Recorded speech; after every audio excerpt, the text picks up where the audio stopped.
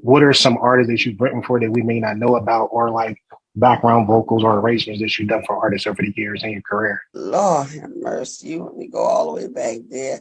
Everything that you've probably heard on Sugar Hill, I was a part of writing or vocal arrangements or background. From the West Street Mob to the Sugar Hill Gang to Harry Ray to Felipe Wynn from the Spinners, Charlie Wilson back when they was doing his first solo project, when Calvin Richardson doing his first solo project, Calvin Richardson, Jesus. I was about to work with Aretha Franklin before she left us. I was about so many I can't remember. Franklin before she left us. It's so many I can't remember. Remember the Freedom soundtrack with all the women. I did all of those. Remember the Freedom soundtrack with all the women. All of those Karen Williams, Mary J. Blige, SWV, every girl. Whew. Global trade and tariffs. SWV. I had to assign their parts. There's a lot happening. I did all the vocal arrangements for that, and that was the song is called Freedom. Officially upon us. Probably go people all over the place. Well, not just touring, but festival season. Cartel in New York. Cartel is gonna be in New York. So the beef everybody's having with all sides of this year has mostly been the price of ticketing. The price of ticketing.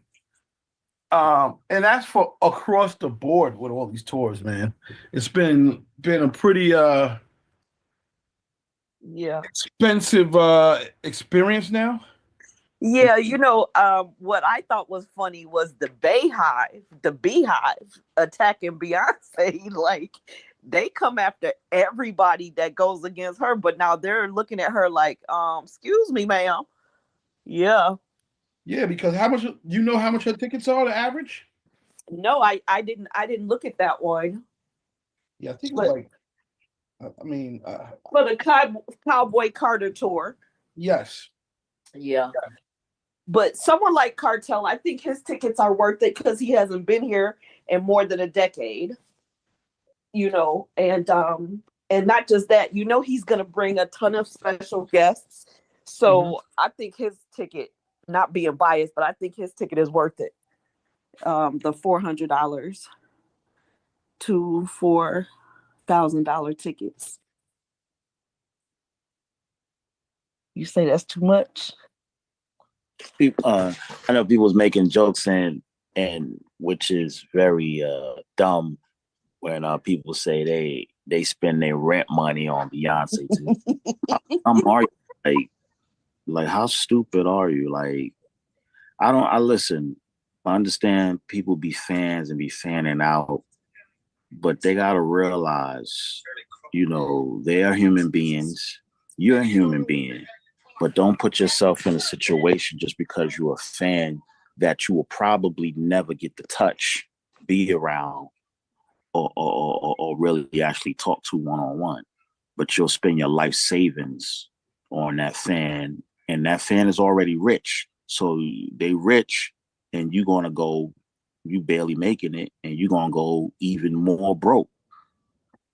And you probably ain't getting the best seating viewing nosebleeds. You know what I mean? So you'll probably be in the middle somewhere or whatever, just to, and you spending you jeopardizing putting your life on the line just to see, and you not even that close to them. Like, how do you think if you didn't work in music, if you would be the same way? Absolutely. I mean, I am a fan. We all are fans first. Let's be clear.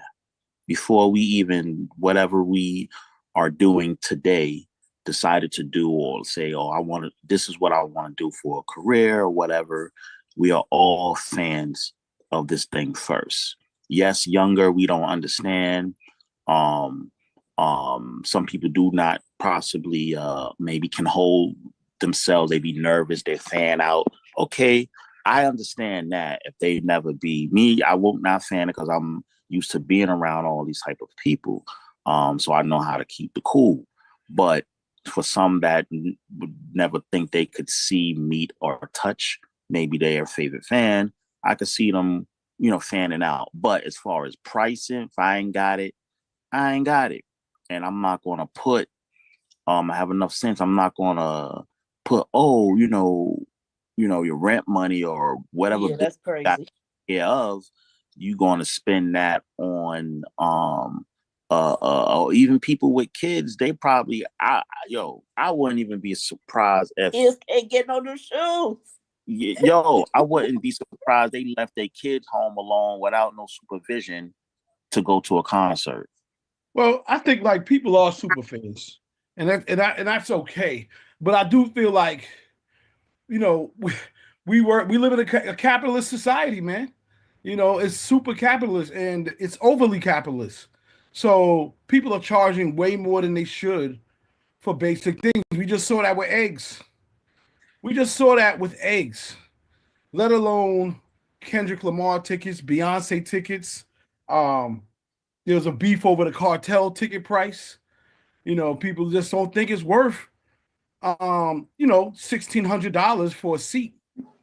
$1,600 for a seat, and then shout out to, I think, somebody earlier when we was in our chat on I don't know if it was our regular text chat or WhatsApp chat, but somebody had put a link in there talking about how the ticket prices break down and how much artists really get. And on top of everything, the artist isn't even making nowhere near what they're supposed to make. Like the hustle is actually in the middle where you have these fake fees, quote unquote handling fees, at this crazy amount. We're not talking about actually handling anything. We're talking about an electronic transfer that means nothing. That somebody's able to just get their hands on something. There's also another big issue with the resellers and the bots, which is now Congress just introduced a bill, which really doesn't even address the problem, but they did introduce a bill to try to slow down. These. What happens is, let's say, I don't know, Bruno Mars tickets go on sale tomorrow. The bots, people's, the reseller bots immediately go into buying mode, and they buy up a good amount of those tickets, and they resell them on their platforms for profit. What is that, Ticket Stub or something? StubHub is one of them. Yeah, StubHub. There's a whole bunch of them. But the bottom line is like, at the end of the day, we can't get mad if we're gonna be a capitalist country. You can't get mad when people find a way to make capital. My problem is that the level of greed far outweighs the common sense part of it. You don't need $10 eggs, man. Nobody needs to make that much profit off of eggs. They said they were selling eggs like Lucy's at the bodega.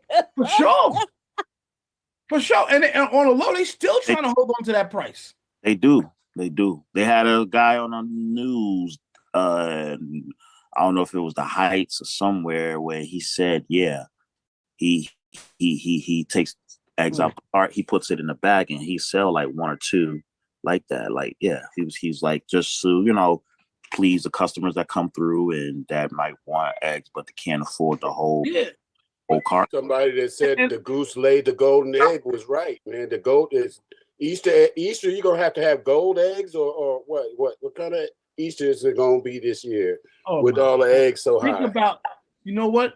I didn't even think about it. I didn't even think about all that nonsense for the kids and everything. The parents gonna get real. They're gonna be real creative. They're gonna have fake eggs. It's gonna be eggs. Yeah, we're gonna do the plastic eggs this year. Ain't nobody getting no real eggs. You're gonna have one bonus egg. Whoever finds the bonus egg is the winner. Or whatever. Whoever finds a real egg gets the money. Whoever finds that one real egg. But I'm just saying, this is the pattern of America right now in every business. The level of greed the level of overcharging on everything is pushing us to a point where we're going to implode. I'm gonna tell you, we're going to implode, man. We're not gonna be able to. This cannot sustain. Yep.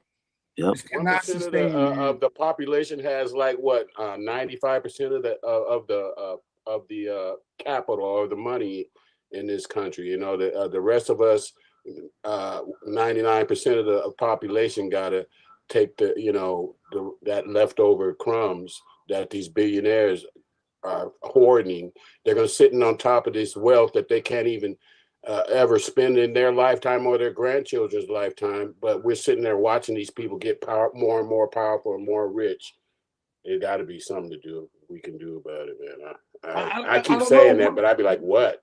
I mean, that the question is like, who holds the power in this country? And it comes down to the rich. They're the ones that are working to make these plays. Let's be honest. And if you're not really working with their plays, how it's messed up. But it's wait. Go ahead, Go ahead. So I just want to correct you that it's perceived that the rich have the power. It's perceived that the rich have the power. As long as people intend to plug into systems controlled by the wealthy, then that's one of the things is like, capital always wants more labor for its capital, and labor always wants more capital for its labor. And we perceive that the capital has the power. But if labor stands up, in every other country, labor has stood up, and they crushed the labor movement in the United States. But when the labor movement in the United States kicked off, we got the 5-day work week and the 8-hour work day and Social Security and all these other things. Now labor just doesn't have a backbone, and everybody believes. In a moment, you could get with 100 of your friends, decide to co-support each other, and all quit your jobs next week immediately, just in a simple act of a decision. And especially with crypto and alternate currency systems, you could actually do that in a very beneficial way. It's so sad that that's the perception. I saw when they took all the Black studies out of Texas and Florida schools, and all these Black organizations are complaining. But as soon as I say, take the kids out of the schools, suddenly everybody's like, oh no, we can't do that. People have to go to work. No, somebody's not at work. Take the kids to the park and educate them. It's hot down there anyways. We don't got to go to their schools, but that's what we do. And everybody runs around here complaining about all these systems, but doesn't do anything to counterbalance the system. And so I would say that control is an illusion, and the illusion of wealth being power is only in our desire to plug into that wealth or need that wealth. Hip hop is a great example of that. Right. Look at these kids. Look at these kids. These kids are making more money than ever without the labels. And all they did was do it, All right. I think you landed there. I'm not sure, but you were sort of in the matrix for some reason. I don't know what happened. But all right. So he landed there. Listen, that's a good point. That's a good point. We have more power than we know. It's about taking the step to do it and whatnot. It's been a wild week for me. I'll play a song. We'll come back and talk about it. But been a pretty liberating week for me, man. I gotta say that. We so many solutions are right under our noses. We just we're searching everywhere else, but so many solutions are right under our noses. All right, check this joint out. Shawty play, make that shit hard.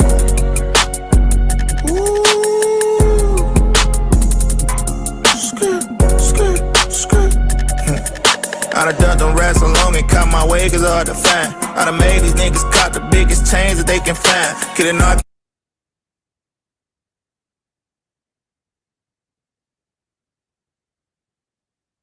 A little bit of a test to see how ignorant we can start off with. I don't know what to say, man. Is this gonna take off? Sorta is already. Jeannie said yes. Oh, absolutely. That's definitely going to go viral. The girls that wash from back to front, they're definitely going to push this song through. Absolutely. But I mean, come on with the lyrics though. Did you just say My Raj from back to God. front? Oh. Raj from back to front. Hey, listen, man, you know, funny because this is part of the future of our music business. This is part of the future of our music business. Yeah, okay, listen. When we were more tasteful. Like 2 Live Crew. That was tasteful. No, it wasn't. It was just as ratchet. And then listen. Hey, listen, man. She could be a senator in about 20 years. You never know. You know. 2 Live Crew was raunchy as hell. Little Kim. They were lyricists. They're part of the hip hop family. Dare I say it? Dare I say it?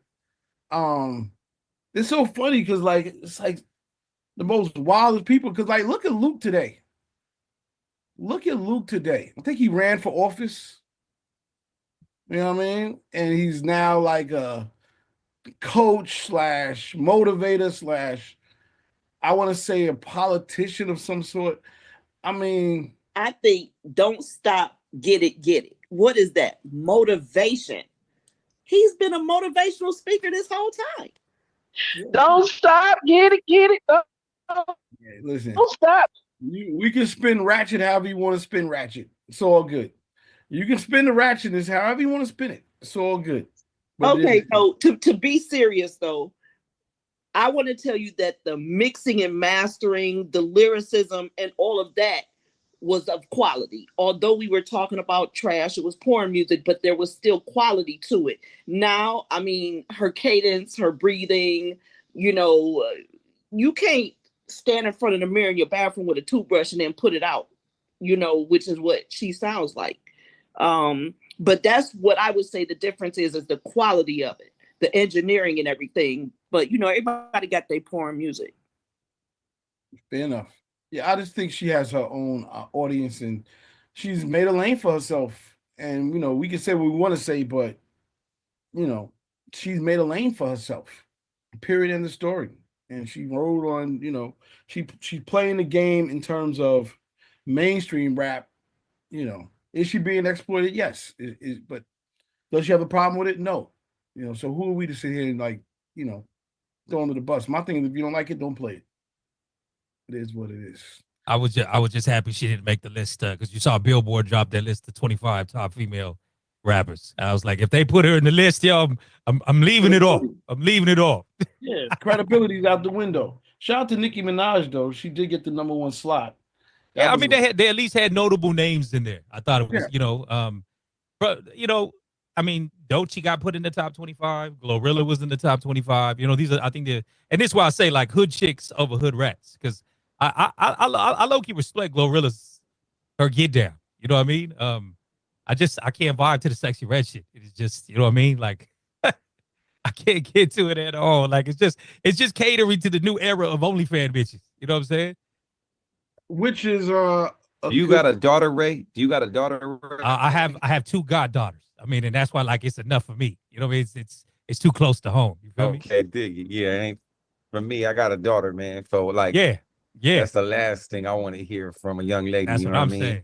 I hear my goddaughter screaming, "Hoochie coochie!" She might get hurt. You know nah, yeah, that's not a good. That's not a good look at all. It's not a good look at all. But this is why kids need their daddies. Because my daughters will not mess with none of that. They don't. You got to tell the sons not to be listening to "Suck My Dick" too and all that shit that they be saying. You know, the sons is just as bad as the daughters, or even now. worse. Here's the thing, though. But they accept it. They accept that though. But listen to this. If tomorrow, if we go, or let's say Friday, you go to the club and one of those songs comes on and the women don't dance to it, boom. It's all over. You know what I mean? Women got the control of this, you know. Women got the power. As soon as women stop desiring to hear stuff like that, on both sides, the music will change immediately, you know, far faster than any male action could do it.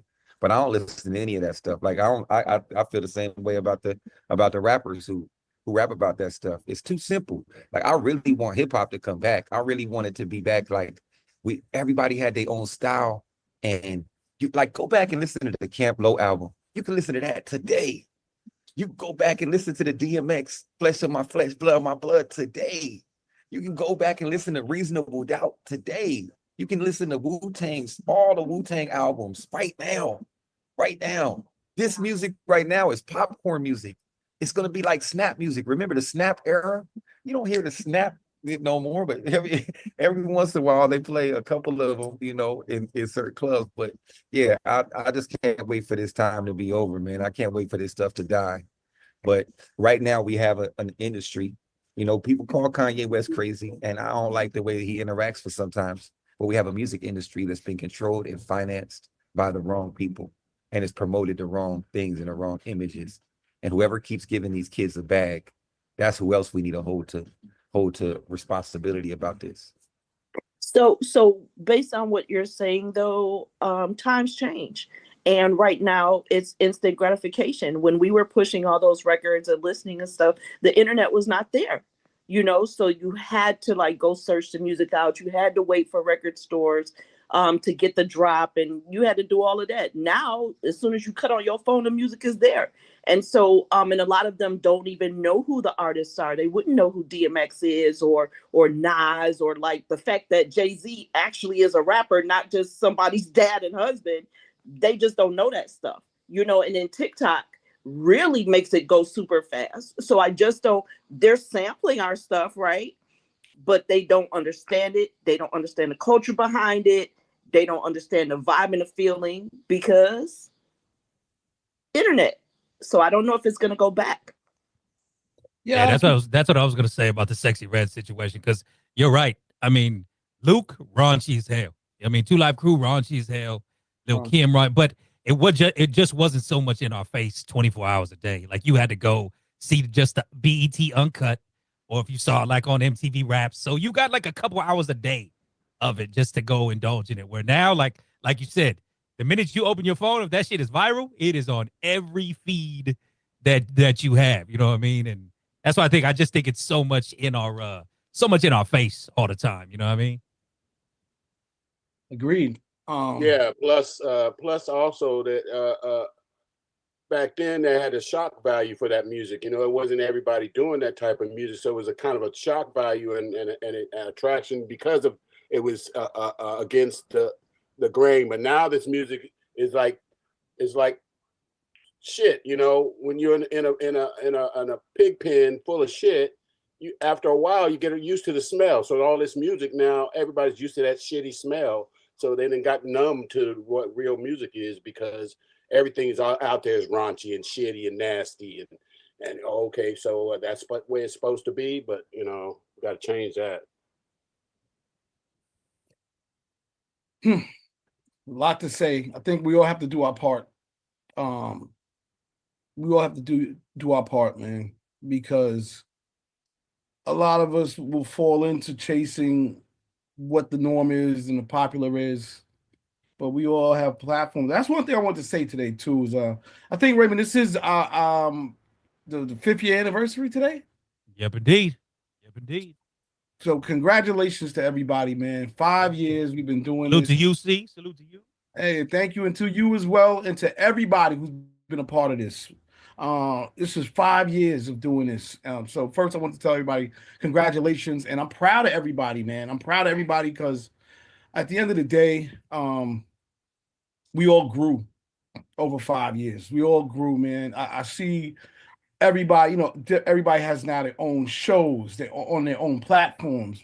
Shout out to Mixaholic Mondays. Shout out to Head Rush, and Queen B has her show, and of course Raymond's been doing his thing, and T-Rex and Quantum Leap Radio's been there going, and I'm just proud that everybody's found this confidence.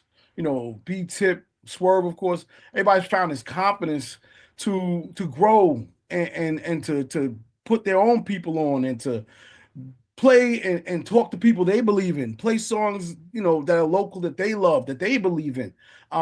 We've done a great job of that. And that just can't, this is not about no money. Oh, rest in peace, legend, for sure. Rest in peace, legend for sure.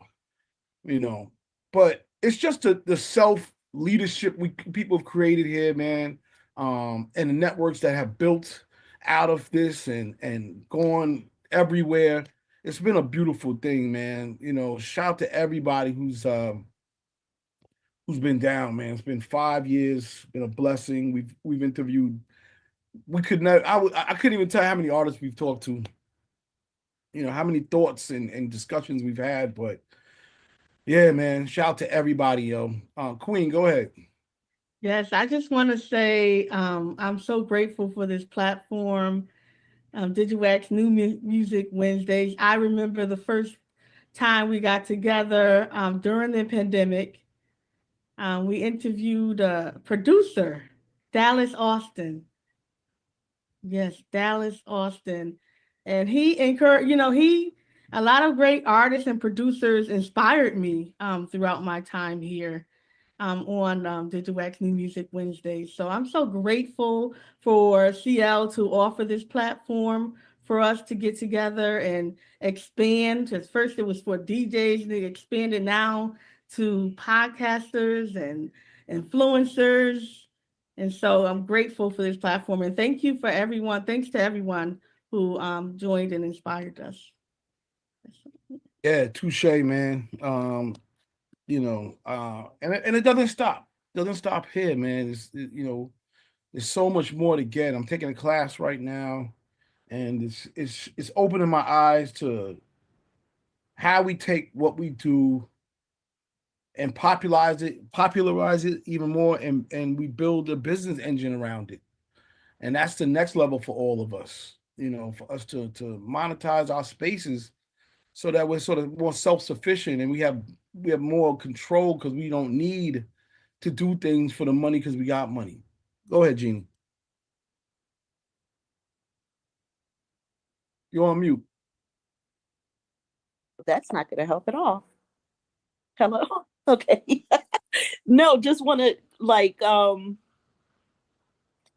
the legends that come through and they talk about the importance of Digiwaxx and of, having a record pool and guerrilla marketing is something that Waka Flocka said when he came on here. He had to come to Digiwaxx because this is where the DJs are. And LL Cool J said the same thing. Pete Rock, all of them are saying this is part of marketing. You have to talk to the DJs, go to the DJs first. And I think that's why it's lasted so long and grown. So first of all, Digiwaxx is almost 30 years old. That's huge in it, in and of itself. But then to evolve, so everybody's inside of the house because of whatever was going outside, and to still use email blast and everything, which is how I ended up coming here. And I remember my first, when I first got here, get some head, get that bread, then leave. That was a song that you guys were dissecting. Well, I was like, you know what? Let me go on and chill it, tap in every week and see what's going on. But anyway, I've enjoyed it, and also, it's gonna come one day. I know it. But to have more Caribbean, because it is mostly hip hop, but to have more Caribbean, and we've had the major Caribbean stars here, which is crazy. But even them understanding why it's important to cross over. Don't think you're only supposed to stay, because we've had soca and dancehall and reggae. Don't think you're only supposed to stay there, but they've come here. So anyways, that's enough. Happy anniversary. Man, happy anniversary. No, it's good, man. It's great, man. I guess we should play a song, come back. I don't really have a congratulations song or anniversary song, but when Raymond takes over, he can find one. All right, check this out.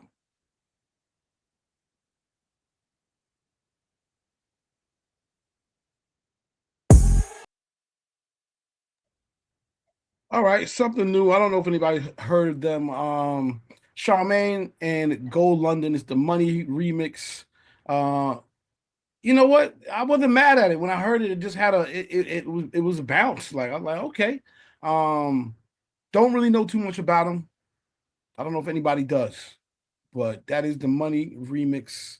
Sometimes it's independent artists that are just doing something that's dope, that's sticking. So I don't know if anybody has any thoughts on it, but Yeah. I said the same thing, David. I think they got flow. They got some energy. All right, I'll play one more song. We'll come back. I was gonna say, yeah, that record's cool, but it could have been out. That record could have been out 3-4 years ago. It worked, but whatever. All good. All right, check this out. Shout out to artist named Kofi Black, and I don't know, what y'all thoughts? Dennis, go ahead. I dig it. Okay, my bad, Ray. Go ahead. I just got in late, man. I'm coming in kind of late, man. I'm trying to figure this stuff out right now. Oh, all good. Well, sit back, relax. Give us your thoughts on the music and stuff, and we're good. Yeah, well, a DJ mixed that.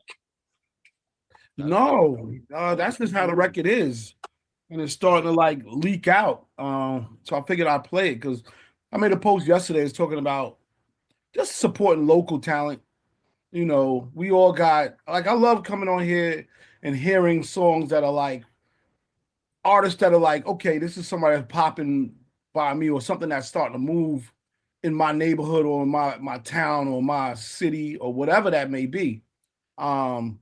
And that's something that's like starting to do this little underground move out here in New York. So I figured I'd, share it.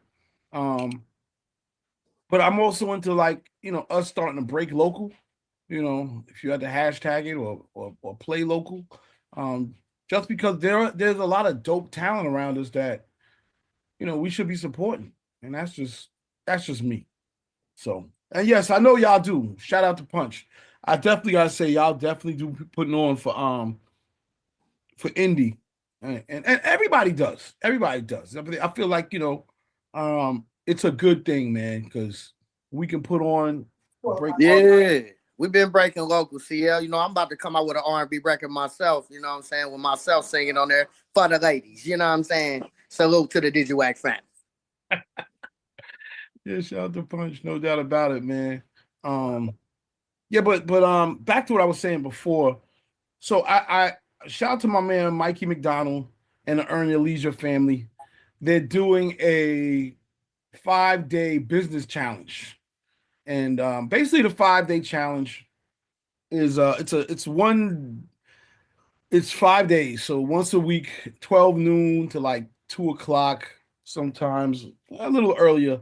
We'll be on, and we've been going through different classes on how to build your business engine, and redo it or do it, period. For somebody like me, it's more like redoing it or tightening up, and looking at things that I didn't look at in a different way. For new people, it's like a new system, but what it's doing is just teaching me and everybody else how to take what we're already doing and monetize it more. All of us on this call are no different than me. We all are experts. We are all seasoned in some form of media, and we can create a business out of what we're already doing. And that does show you like how to set up. Just take what we're already doing, man. Being able to offer people something free. For people to sort of build trust with you. And then for you to sort of say, well, this is the type of business that I want to do. Some people may not necessarily be trying to sell something. It's just that, maybe it is because, selling something is not always like a physical trade. Sometimes it's selling a course or information that you have, a certain thing you know how to do. Like, Raymond could do a radio course. A lot of people need to really learn how to do radio the right way. You'd be surprised how many people would probably buy a course like that.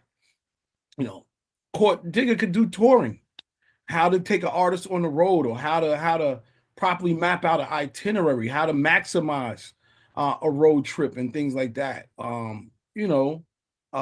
Since Ray could definitely do everything from trucking to systems and all of these things. And I'm just saying, it's just showing me that, all of us have the ability to sort of self-earn or earn more from what we're already doing. I'm not saying you gotta be greedy about it, but I do feel like if you're able to bring value, then why not, monetize that value?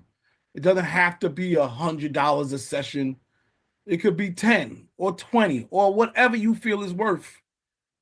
But you can monetize your expertise, your knowledge, and build a bigger network for yourself. So I just felt compelled to say that because I've been taking this course and learning a lot and getting motivated, man. So that's it. All right. No feedback there. All right. It's all good. Man. No, I want to add. I agree with you, CL. We all got our own separate superpowers, and like Voltron, we just really need to connect the dots and bring what we bring to the table, and that's divvy it up and start our own buffet. That's what I was going to say. Network. I mean, connecting the dots means networking, and networking means communication, and communication means opening yourself up, I guess, to new markets and new ideas. Yeah. And, and it's like I think the biggest issue is a lot of times we know like we can do it. We just don't know how. It's just a matter of understanding how. I think that's really just saying, okay, what are the steps to actually doing this?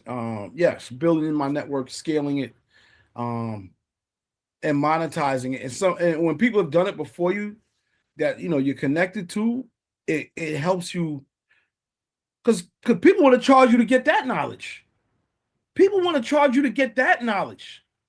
So, I'm telling you that I'm willing to give everybody one here that information I'm learning for free. And that's all I'll say. Jeannie, go ahead. Where's the Digi conference? I thought you said we was having a conference. I think this is where we're starting to understand on how and what to do. And I can say that I know it's going to come. You know what I mean? Finally, it will come. So, thank you. Sister Ray. Hey, what's up, everybody? Shit, to add to that, bro, like they've been doing that. Like that's the new level of education. You know what I'm saying? Taking your expertise you put in 15, 20 years and, evolving that into not just a course, but, you can speak. It's just a whole bunch of things. A book, you can take your experience and actually write a book, your story. Everybody in here has a story. Everybody has a testimony. Everybody has a journey in here. So everybody can write their first book. And then I think the main thing is, you were saying, CL, about knowing how to do it. I don't think knowing how to do it is not a problem anymore. I think it's just people just need to stop talking and just execute on that shit. You know what I'm saying? Simple as that. Yeah. Yeah, man. It's a lot of it's right under our nose. I keep saying that, but it is a lot of it's like we already have it. We just don't know how to put it together. Raymond. Yeah, no, I mean, I agree with everything. I just wanted to add to everybody knowing their value. You know what I mean? Like I try to make sure anytime anybody does something for me or whatever, even if it's just a couple dollars, you know what I mean? Because and it seems to be only in hip hop. Everybody wants to just kind of get the homie love. Oh, I can't get this on the homie love. But they're like, people like yourself, see, or people who've been this, that have earned their spots, you know what I mean? Like we need to respect their business and respect, you know what I mean? What their help or whatever they bring to the table. You know what I mean? That's why, like I say, we do a lot of that where we want the homie love, and then the funny thing is what's even worse is people will come to us asking for stuff for free that they legitimately will go pay other people for. And it's like, damn, that's the coldest shit. That's like the most disrespectful shit because trust and believe this game is so small. As much as big as this music game is, like it's so small relationships, everybody knows everybody. And it's happened to me multiple times in my career that come to find out somebody got paid for somebody that they came and asked me to do something for free. Should be crazy. You know what I mean? So I just say respect everybody, respect everybody's business, respect everybody's value. And again, salute to everybody, man. Like you said, Court, everybody got their own superpower, man. Respect it. You dig? Absolutely, man. It's funny you say that because that is the absolute truth. And we spoke about that to a degree. And one of the ways they said to get away around that is to actually give people something free that's not of the major value to you, but that's of major value to them. So I'll give you an example. And just like what we do, right, with Digiwaxx, people may want to, like, can you blast a record or whatever the case is, right? Or whatever the case. Yeah, okay, cool, whatever, So what we'll do is, to get to us, we'll say, hey, sign up for, follow us on the gram and comment blast, right? And we're going to give you something free. And that free thing could be, here's a list of 100 DJs that you could send your music to. Or here's a list of 100 DJs who play new music from independent artists. Not a big value to us, but for them, they may be like, wow, the 100 DJs that I can potentially reach out to via email or whatever, and they can blast to them or whatever, or try to build a relationship. But what it does, it sort of stops people, if they want to do something now beyond that. Listen, I gave you something for free. Now, if you want to go to the next level, this is sort of how it works. And it kills that free argument and moves you into a business I don't say argument, but that free discussion, but now moving you into a better business relationship. And there's some trust there. You gave them something free. So go ahead, Sensei.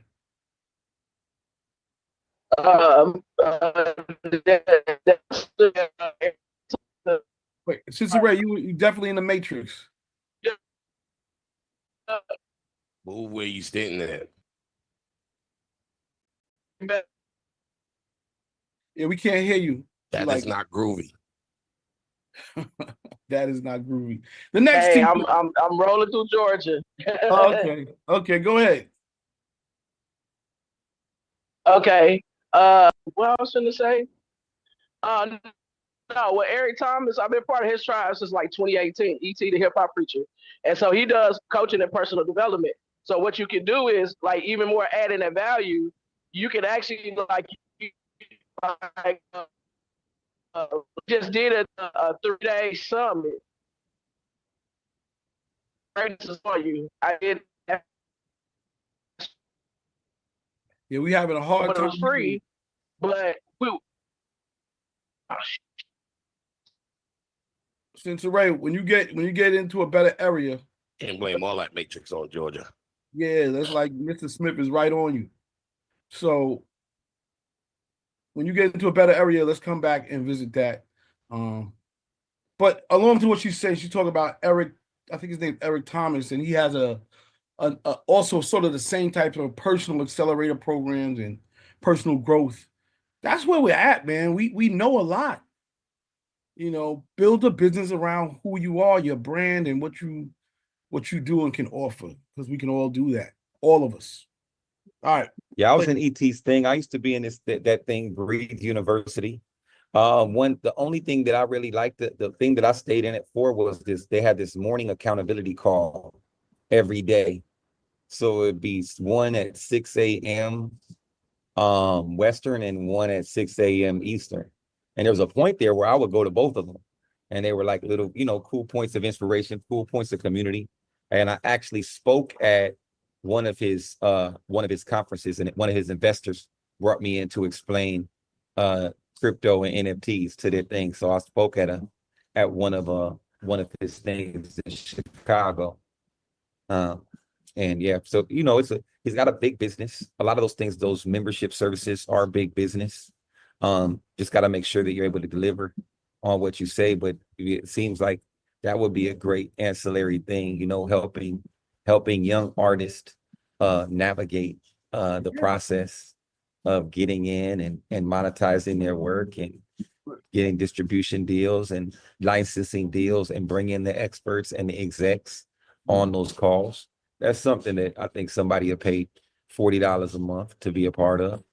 And $40 a month, 1,000 members is $40,000 a month. You gotta upsell for one-on-ones, and you got a business. Yeah, man. But while you were taking the course, was it a good thing though? Was it beneficial? Did you learn from it? Nah, not the course itself wasn't. The course was very slow. I couldn't speed up the videos, and I already was adept at a lot of the things that they were teaching. You know, they're basic. Most people, you know, the EYL guys, I know those are your brothers, but you know, they're selling directions to the bathroom. You know what I mean?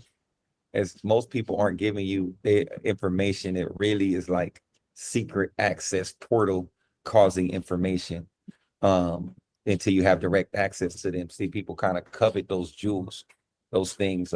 But if you can build a community that actually, you know, is transparent and gives out the game, you know, it could be some life-changing stuff. But no, I haven't been involved in the best thing that I ever did that was information doing is I took a bunch of courses on Coursera. There's a site called Coursera that lets you get like college degrees and certifications. And I could say, you know, that was some of that stuff I took with me really far. Shout out to Quantum. He said he's stealing directions to the bathroom. Yo, that was a cold ass line, dog. That's a bar. And not nothing against EYL, but that was a bar, dog. I got to use that, Israel. I'm sorry, man. I'm stealing that from you, bro. Man, I stole it from somebody back in the day. I heard it once, and I was like, okay, that's exactly what a lot of these guys are doing. You know, selling directions to the bathroom. You know, we about to make a T-shirt out of that. Especially in the era of Chat GPT and everything, you know, you could consult with Chat GPT and get a lot further, a lot faster than anything else. It just amazes me the things that people pick up on. You know what I mean? Directions to the bathroom. So, all right, let's play a joint and get into it real quick. Check this out. Good evening, Philly. Did everybody come to get down? This is De La Soul. This is De La Soul. Check it out. This is gonna take y'all way back. This is De La Soul. Man, Jeff. This is De La Soul. De La Soul. Great wall like that China shit, banging out that minor shit. I keep it major. Lead pack styles, give me that. Pity pack your section squad. Get your area wet. Big money talkers, place your bet. Philadelphia affiliates, crank the drums and sweat. I delight him like the rhymer. Been on a fader since summertime. Got one of rhymes to get you thinking, bro. Whole nose like the fat chin the opera. Hot sun chopping ya. Wearing it all wrong. I pose like a threat in the flick. Wetting your chick, setting the big to paper. Pin my graphics on the wall of skyscrapers on the 51-6th floor. Getting the mix raw. J to the A, double zigger, y'all stitch cuts like a sewing machine. Going the scene, we Kodak on the back of it. Hot tracks by so check it. To the other MCs who hold rhyme degrees. Hit center stage, make them swarm like bees. DJ cutting like they lumberjacks. Best prepared for these racks. Brother, we got something for ya. You can't touch, we got something for ya. We just too much, see, we got something for ya. It's live tonight. Hold tight, hold tight, hold tight, hold tight. I be that starberry flow in your car stereo. Hit the spot like a Kona flavor cherry snow. Raw dog, wear and tear for the killing. Long Island villain, potholes still filling. I'm 1,000,001/4 of a second off the hook. You bring it to the battle and I'll bring it when it's cooked. That's it, cause my optics connect the fiber without the glass. One that spills the milk with on tilt. I'm an outlet for fly that jealousy built. Name straight new age. When you see me on stage, hold no relation to Satchel, but constantly paid. Rhyme fathers and rhyme sons, sisters with rhyme nieces. Dime pieces and doom dooms who look much better when in blue rooms and red lights. After sucking on the green bottle filled with that I hate the light. Politely screaming I ain't your type. To the other MCs who hold rhyme degrees. Hit center stage, make them swarm like bees. DJs cutting like they lumberjacks. Best prepared for these sacks. Brother, we got something for ya. You can't touch, we got something for ya. Just too much, see, we got something for ya. It's live tonight. Hold tight, hold tight, hold tight, hold tight. To the other MCs who hold rhyme degrees. Hit center stage, make them swarm like bees. DJs cutting like they lumberjacks. Best prepared for these facts. Brother, we got something for ya. You can't touch, we got something for ya. We just too much, see, we got something for ya. It's live tonight. Hold tight, hold tight, hold tight, hold tight, hold tight, hold tight, hold tight. Yes, yes. Boy, word. Shout out Quantum. Quantum, what we got, Quantum? That was a mistake. I apologize. I said the wrong thing. So I was gonna say that sounded a little rough. You know, I mean, it was dope. No, that's Daylight. It was a song called Hold Tight, but that was Diggable Planet's producer. I can't think of his name. He put an album out years ago on BBE, and he remixed that. I meant to send Bigger. Tammy Marie just mentioned that. I meant to send that. That's what I meant to send. The reason why is because the bigger from De La. Yeah, that's what the song. I meant to send that. We played that some weeks back when it dropped. Okay, you did play it. Okay, well then cool. Then don't worry about it. I did want to say this though. Nas put up a post yesterday about 7 albums coming from 7 veterans. So I wanted to get some daylight in because I'm pretty sure that long-awaited album is going to be coming out on that seven album list. I also think, and this is just I hope, when Pete Rock mentioned about Ghost and Ray doing that album with them, which I still did not believe, I got a strange feeling that might come out, and I think Mobb Deep has been working on a posthumous album, Havoc has, and I think that's coming out. A part of that 7 album deal, as well as the Nas and Premier. But that's why I wanted to play the Daylight. I didn't know y'all played Bigger already, but no, that's not what I meant to send. That's actually old, but shout out to everybody that liked it anyway. Yeah. So Mass Appeal, I believe, is putting out all that. It's going to come under the Mass Appeal imprint. So that's going to be ill, though. I mean, because they talking about big ALC, like they got a bunch of shit coming. So it'll be super dope. But definitely want to show love to our first guest today. Dodie Doe, my guy Doe Man, checking in from Houston. Yo, what up with it, man? I appreciate y'all having me, big dog. No, without a doubt. Glad you could make the call today, man. So how's the weather in Texas right there? Man, it's actually nice right now. I ain't gonna lie, it kind of feels like California a little bit right now. I ain't gonna lie to you, man. It feels good out here today. It been, you know what I mean? But Houston switches up. You know what I mean? One day it's raining, the next day it's cold, and you know what I mean, and it's hot than a motherfucker, you know. Yeah. Your guys' humidity is nuts. Crazy, dog. Crazy. I go to California for a little bit. I come back. As soon as I get off the plane, I'm like, this shit is garbage. But you Houston born and raised, huh? Yes, sir. Southeast Houston, Texas, born and raised for sure. That is right, man. Well, listen, I wanted to make sure we got you on with us today. I have been keeping up with your music now. I probably first discovered you around 2020. You know what I mean? Okay. So, you know, I kind of just, and then it was cool to see you. You know, I seen you tap in with the West out here. Yeah. You know, over these past 5 years, I know you rock hard with Coyote as well. Right, for sure. They're my boys, man. Yeah, and then when I saw you, because we had Dame on here one time promoting that collab mixtape that y'all had did. Yeah. Maybe 2 years ago. 2 years ago. That was like 21. You talking about the 1 week notice? Yeah, I think that was like 21, bro. Crazy. Okay. I didn't realize it was that far ago, but you guys legitimately all were put in a house together, huh? And right. And that was out here on the West? Yeah, that was in LA. That was in the Hollywood Hills. They had put us in a crib. None of us knew each other. I didn't know none of the artists. If they had people from, a few people from kind of everywhere, but a lot of, you know what I mean? It was a bunch of dope. It was a dope experience for sure. You know what I'm saying? And we had like 4 different setups in there and everybody just going rapping. I was trying to rap on everything. You know what I mean? So it was definitely dope, man. I met one of my dogs, one of the few people I consider a homie, like a friend in the music shit named Khan. That fool's a machine. He's like nasty. Yeah, he's like Dre, one of Dre's in-house writers for sure. I didn't even know that, you know, until after I met him. But bro, that fool's a robot, like different, you know what I mean? So yeah, hell yeah, Dame's my boy. He's the one who hit me like, hey bro, tap in with my boy. And I was like, yeah, for sure, it's easy. Super ill. Yeah. I definitely, like I said, wanted to have you on because we got DJs from all around the country, including Texas as well. Yeah. So if anybody ain't hip, definitely wanted to make sure you get your eyes, your ears on this young man. Dude is a real spitter. You know, I wanted to commend you, G, because, you know, Cali, and it might even go around the whole spectrum of Mexican rappers. We get put in a Chicano rap lane. You know what I mean? Right. So when I started hearing you, I was like, whoa, shit, he's a spitter. You know what I mean? Yeah.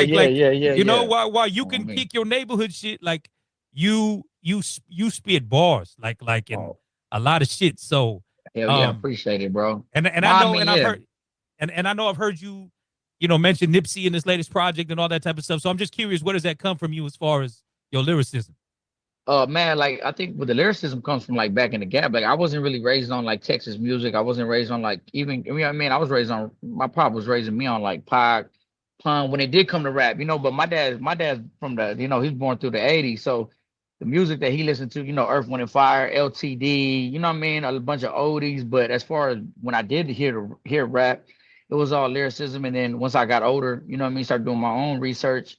I really got into Pun real heavy, and then I got into even when I found J. Cole, I remember finding like J. Cole Lights Please on the computer on YouTube, and I'm tripping out. But this is how I knew everybody don't think the same. I trip out. I go next door to my neighbor, my partner Rob. He's one of my lifelong homies, and I'm like, man, you gotta come hear this shit.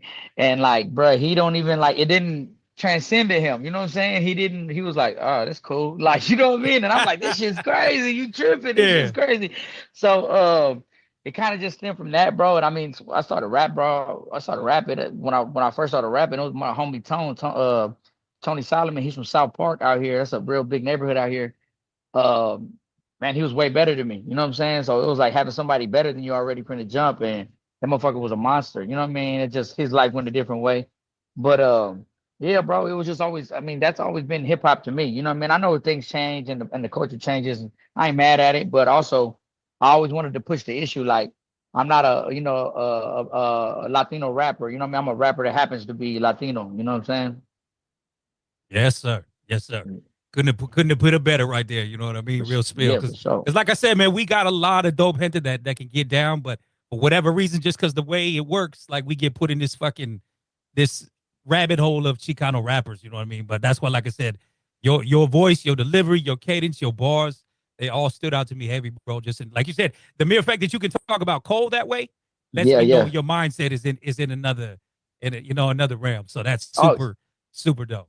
I appreciate that, bro. Yeah, man. Like, I appreciate that for sure, bro. We try to push that issue, that, it's all, and then it's just hip hop is colorless. You know what I'm saying? Like, this is hip hop. You know what I'm saying?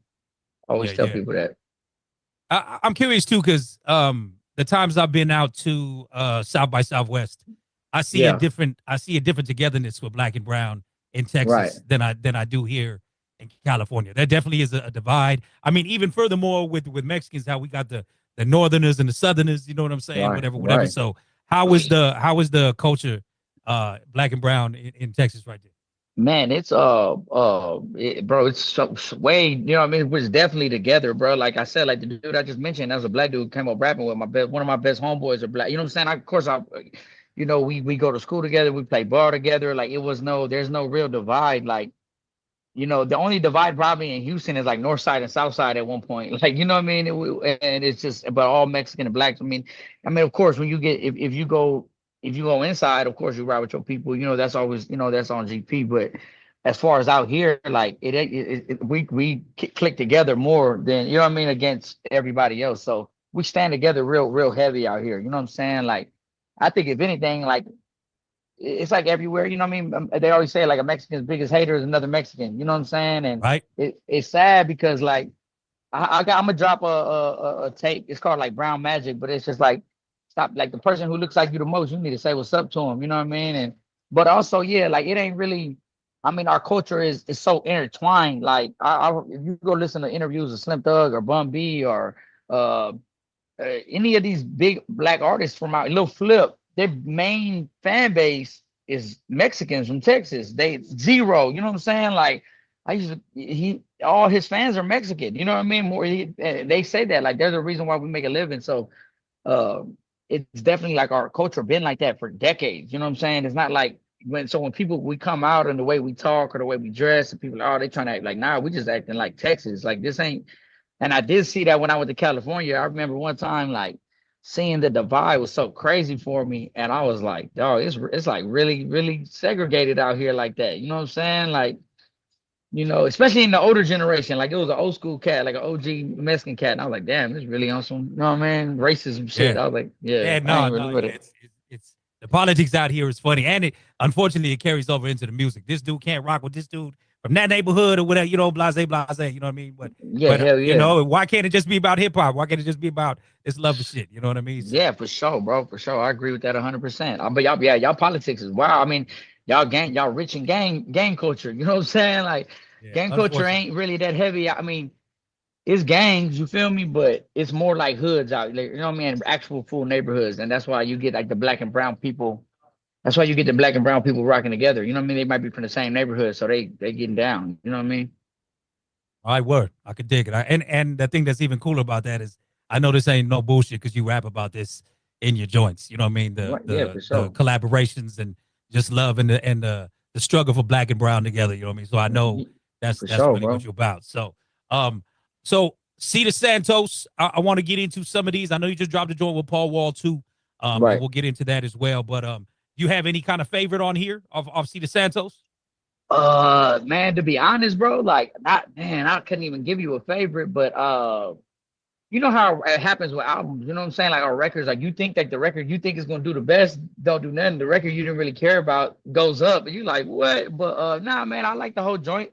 It was just a lot. I had a lot of records sitting there from 5 years, so I'm kind of trying to gear up towards the album. So this is more like, let's get off of this, you know what I mean? But I really like that 2003 joint, kind of took me back. It's like a storytelling joint, kind of. Yep. I like Down South Hustler. I performed that all through South by this year, and that, man, it was a great performance record. You know what I mean? And I love those records that move the crowd. So for sure, them two.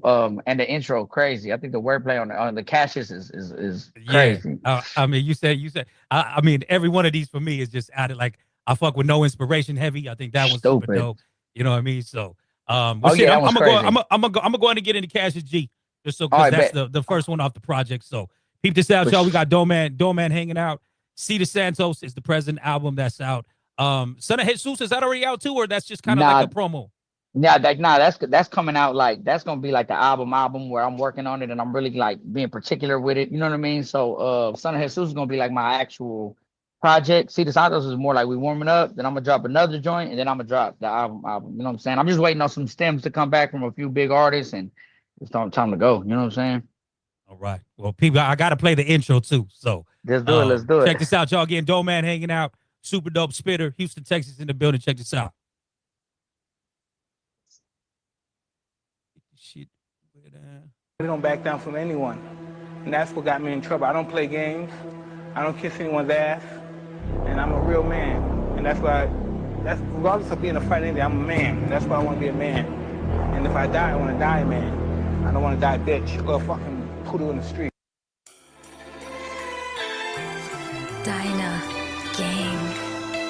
I still advance with no advances, no gimmicks and no enhancements. I'm living proof it could happen. A champion that took chances, made profit at my disadvantage, and we got my shit established. Taking it farther than they can imagine. I chase my dreams with a passion. Burgers at Five Guys with plenty wishes, to my ties and pretty bitches, Popeyes and penny pinching. The top 5 and plenty tricks. Bright mind like I went to Princeton, mob ties like I'm with the Prince. Why would I lie? I'm with the bill. I know that I lie, so me on this mission. Trust my God and my intuition. Mikey is tie and I'm jiggle with it. Tough luck if you bitches missed it. Fuck luck, bitch, I'm really dirty out to get the crown. This the hardest shit around. Old friends went out fast with pussy. Heard they jumped the ship and drowned. Was begging labels for a chance, but I don't need you bitches now. From taking L's to winning now. The round boy with a prolific sound. Try keeping your balance in the middle of a Mr. Madness. With a little bit of hope with faith and growth and a passion to make it happen. From Payless to a palace. Try to go from hand-me-downs to high fashion. I'm the great, the baby's a classic. Woo! Bitch on the body, yours cashes. Muhammad Ali, the greatest, man. Yeah. Body your guy, we in the motherfucking building, baby. Son of Jesus. 2024, let's go. Dinah Gang.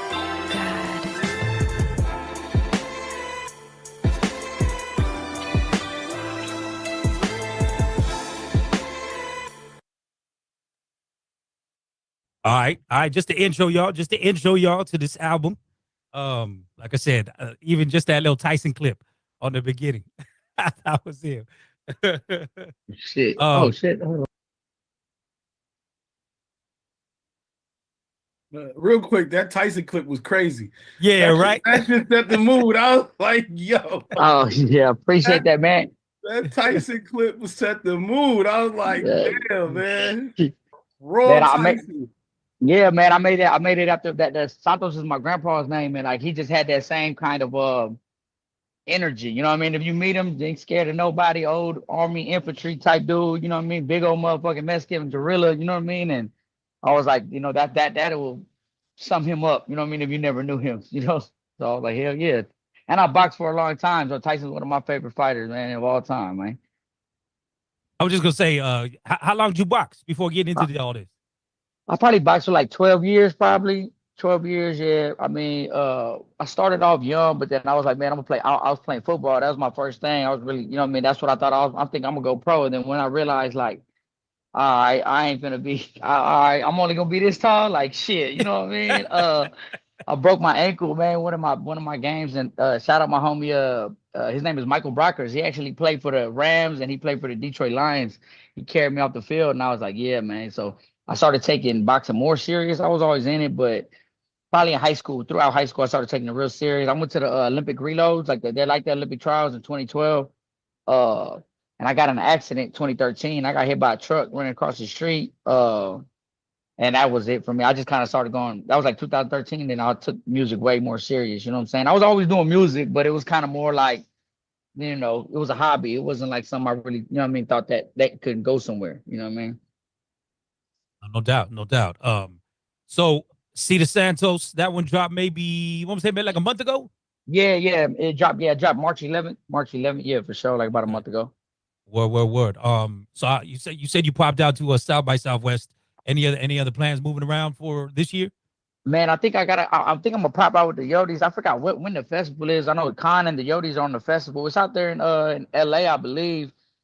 The Rhyme Fest or something like that. I just seen, bro. Oh, okay, so I was yeah, like, I think yeah, I know what you're talking about. Yeah. I was like, yeah, I'm out there. You know what I mean? I just gotta come out there and fuck around. But really, just I really want to plan a tour, but I'm just trying to see where the analytics are after I drop the next project.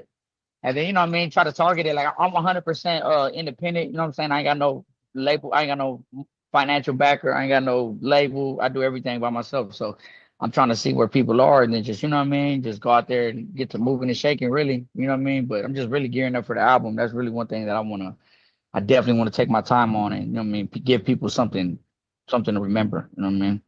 Without a doubt. I love that you mentioned the analytics. We say it all the time. Like y'all got so much access to, you know, who, where, you know what I mean? Like who's listening to you the most these days, all that type of stuff. You know what I mean? So I'm glad to see that's something you're paying attention to. So hell yeah. I want to get into this other one, Down South Hustler. Again, Doe Man is his name, y'all. Cedar Santos is the album. Peep this one out.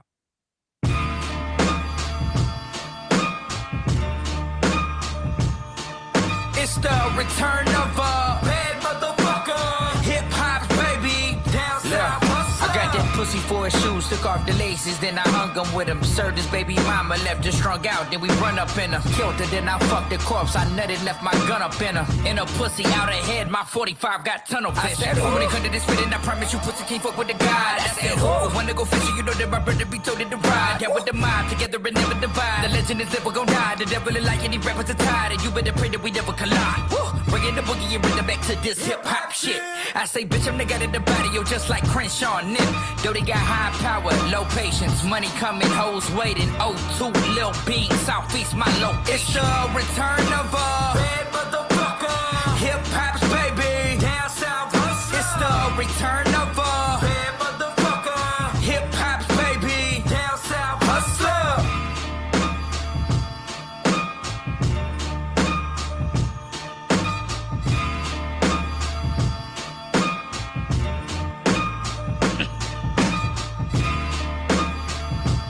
Yo, the production on this album is crazy too, dog.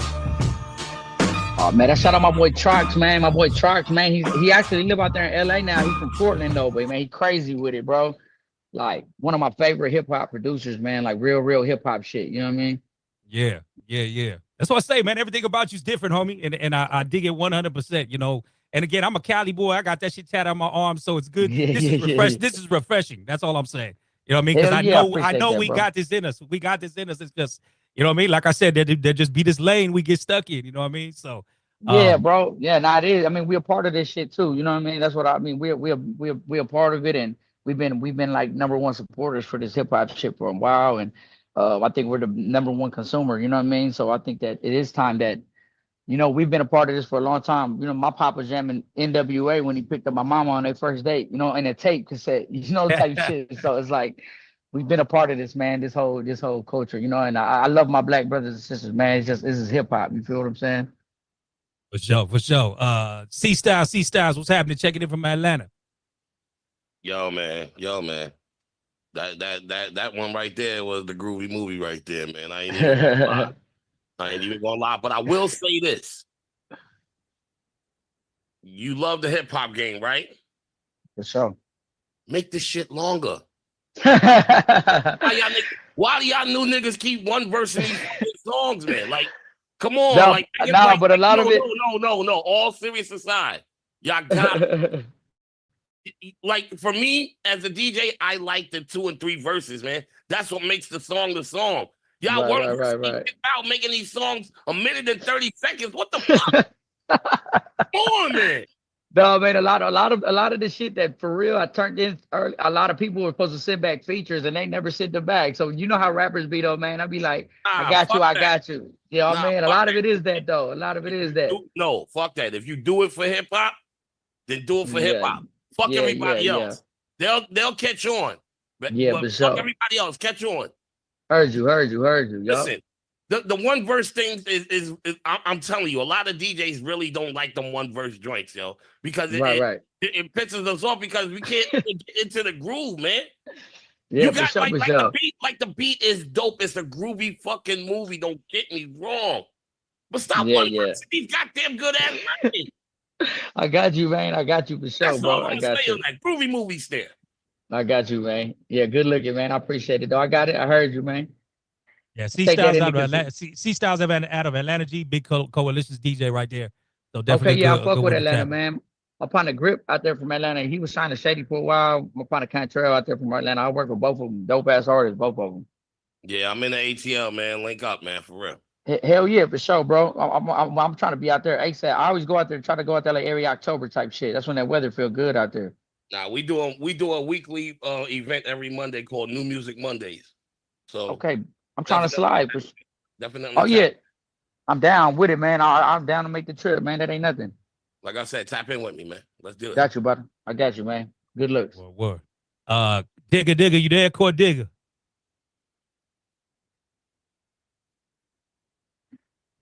Group that, yo,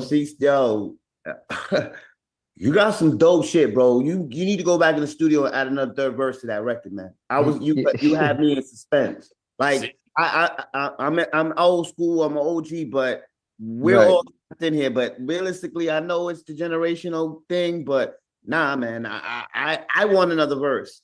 Like, just wait on nobody else for no verses. Like, your project that you come out with should be fuck a verse and do you. Cause like real shit, bro. Like, I heard Big Pun, Fat Joe, Nori. I heard, like, and you from Texas? Yes, sir. Yeah. That's what I'm saying, man. Parents driving around, listening to NWA. I'm afraid to know how old your parents gotta be my age. Yeah, for sure, man. Yeah, man. You got a great body of work, man. And you know, if you haven't been on Rap Economics, you gotta tap in with the homies in Texas that rap Pres D and Pres the homie, man. I just I haven't been actually on the show because I'm trying to go over there and do like a 7-minute joint. But I just did a cypher with them in Exotic Pop not too long ago, man. Yeah, Pres the homie for sure. Yeah, let me know if I can connect you with them. I'm putting together the East Coast tour for them, but go pull up on them, bro. Like, I'm about to tell everybody in Texas about you. And if they ain't fuck with you, I'm gonna embarrass them. Good looking, man. I appreciate it, man. I appreciate that for sure, man. For sure, bro. I appreciate that, man. Love and respect, bro. Yeah, what's happening? Nah, man, I want more bars too. And nah, I'm just joking. I'm just joking. See what I'm saying? I'm just joking. I'm joking. I just want to say, it is actually a salute to you that people want to hear you rhyme more. Yeah, for sure. Big level salute. Most rappers, we're trying to get through it. Right. Cats want you to do more, which is awesome. But what I've heard so far has been amazing. You know, straight up, hard work is on, and the beats are fire. You know, you repping your city.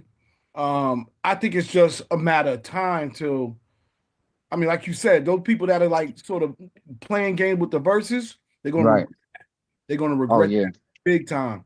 And I mean, I feel like you already know, like, you know, from here on out, just do you, because it's happening like this is organic. This is like, you know, there's nothing involved but us listening to something and reacting to it. Right. And you're getting this awesome reaction. So yeah, I'm excited for you, man. And thank you so much, bro, for real. Thank you, because we need this. The music needs this, yo. You know, you know, we started off our call today playing Sexy Red, some other crap. I'm being real, you know. It has to have both sides of it to work. We are a rap community. Right, for sure. So we can't just support ratchet and not support real. We have to support the communities. That's all. Nah, for sure. That's facts. And thank you again, man. I appreciate your work, bro. For real, bro. No doubt. Yeah, I just want to say, for those of you who are talking about the short songs, like, the album is a movie. So it's like each song lead to the next song. You know what I mean? So and so far I played them kind of in sequence. So like I said, it just, Raymond. I mean, even how you put them on the album, dog. Raymond, stop it. I'm just saying. Go play the whole album. Go play the whole album. See. Go play the whole album. See. The whole album will be 2 verses. Stop it. I want more than one verse. God damn it. I want it. Okay. Well, since you asked for it, we're gonna do this one, which again, this is a dope joint, dope storytelling joint. And for you, motherfucker, it's 3 minutes and 11 seconds. All right. Yeah, this whole long. Yeah. Yes. Woohoo! There we go. Let's go. Let me get the popcorn out. Real shit. Yeah. You done gave me a whole new life of energy with all the bullshit I done dealt with. I appreciate it, man. Hell yeah.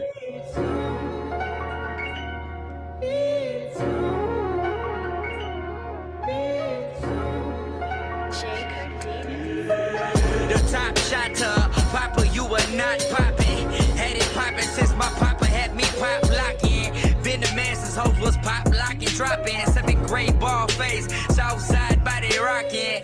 But still I reminisce how everything was pleasant then. Back when we ain't had bills, a Donald fuck for president. Back when players sippers start not codeine all that medicine. Back when you ain't had to do stupid shit to be relevant. Woo! Them bad bitches had them South Pole jackets on, trying to sneak up in your crib, knowing that your dad was home. Playing street ball, my crossover like I'm AI. Meadowbrook and Howard Lane, Southeast is where I stay by. Was just a kid but had the dream to be the greatest ever. Football in the streets, just praying one day we could play forever. Gotta rep your neighborhood, you gotta put your block on. If you ain't win that fight, that was your ass when you got home. Scrapping in the street to packing heat, I swear that life is crazy. We ain't have shit, but goddamn, that was the shit that made me. This is where I found my peace, this is where I found my pain. The place I call my home, this is where I got my name. Better days, better days, better days, hey. Better days, better days, better days. Now my partner's dying, mama crying, swear the shit is sad. Women lying, baby crying, cause they all got different dad. The block we came from, I swear, really left our vision small. Either moving rocks, you up in prison, or you trying ball. Mama got a job and shit, Papa had a 9 to 5. Ain't nobody trying to live, everybody trying to survive. Thinking that the good life is a dream a million miles away. Gotta get up off your ass, cause homie, you could die today. There's a better life than this neighborhood, man, I promise y'all. Compromised by the environment, being honest, y'all. I don't give a fuck if you was 15 or you 45. Promise you can change your life. Partner, we can get it right. And to the ladies with their ass all on the gram shit, naked on my Twitter feed, got me tripping down. Cause baby, you a blessing, and in time you'll understand that you gotta love yourself before you ever love a man. I do this for myself and for those who live in the hood. I'm trying to go platinum and cop some cribs in the hood. We gotta take care of each other, gotta give to the hood. Everybody's an example, shit, we got kids in the hood, yeah. So get your bread up and always keep your head up. But better days are coming, man, this shit just got me fed up. Out of your God. Better days, better days. Better days, better days, better days, hey. It's where I found my peace. It's where I found my pain. The place I call my home. It's where I got my name. Better days, better days, better days. Better days, better days, better days.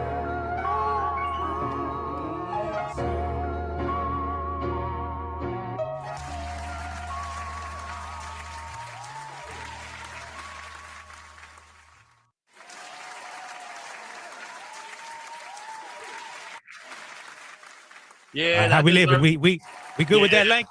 We good with that length, Steve? Yo, listen. This is what I call substance.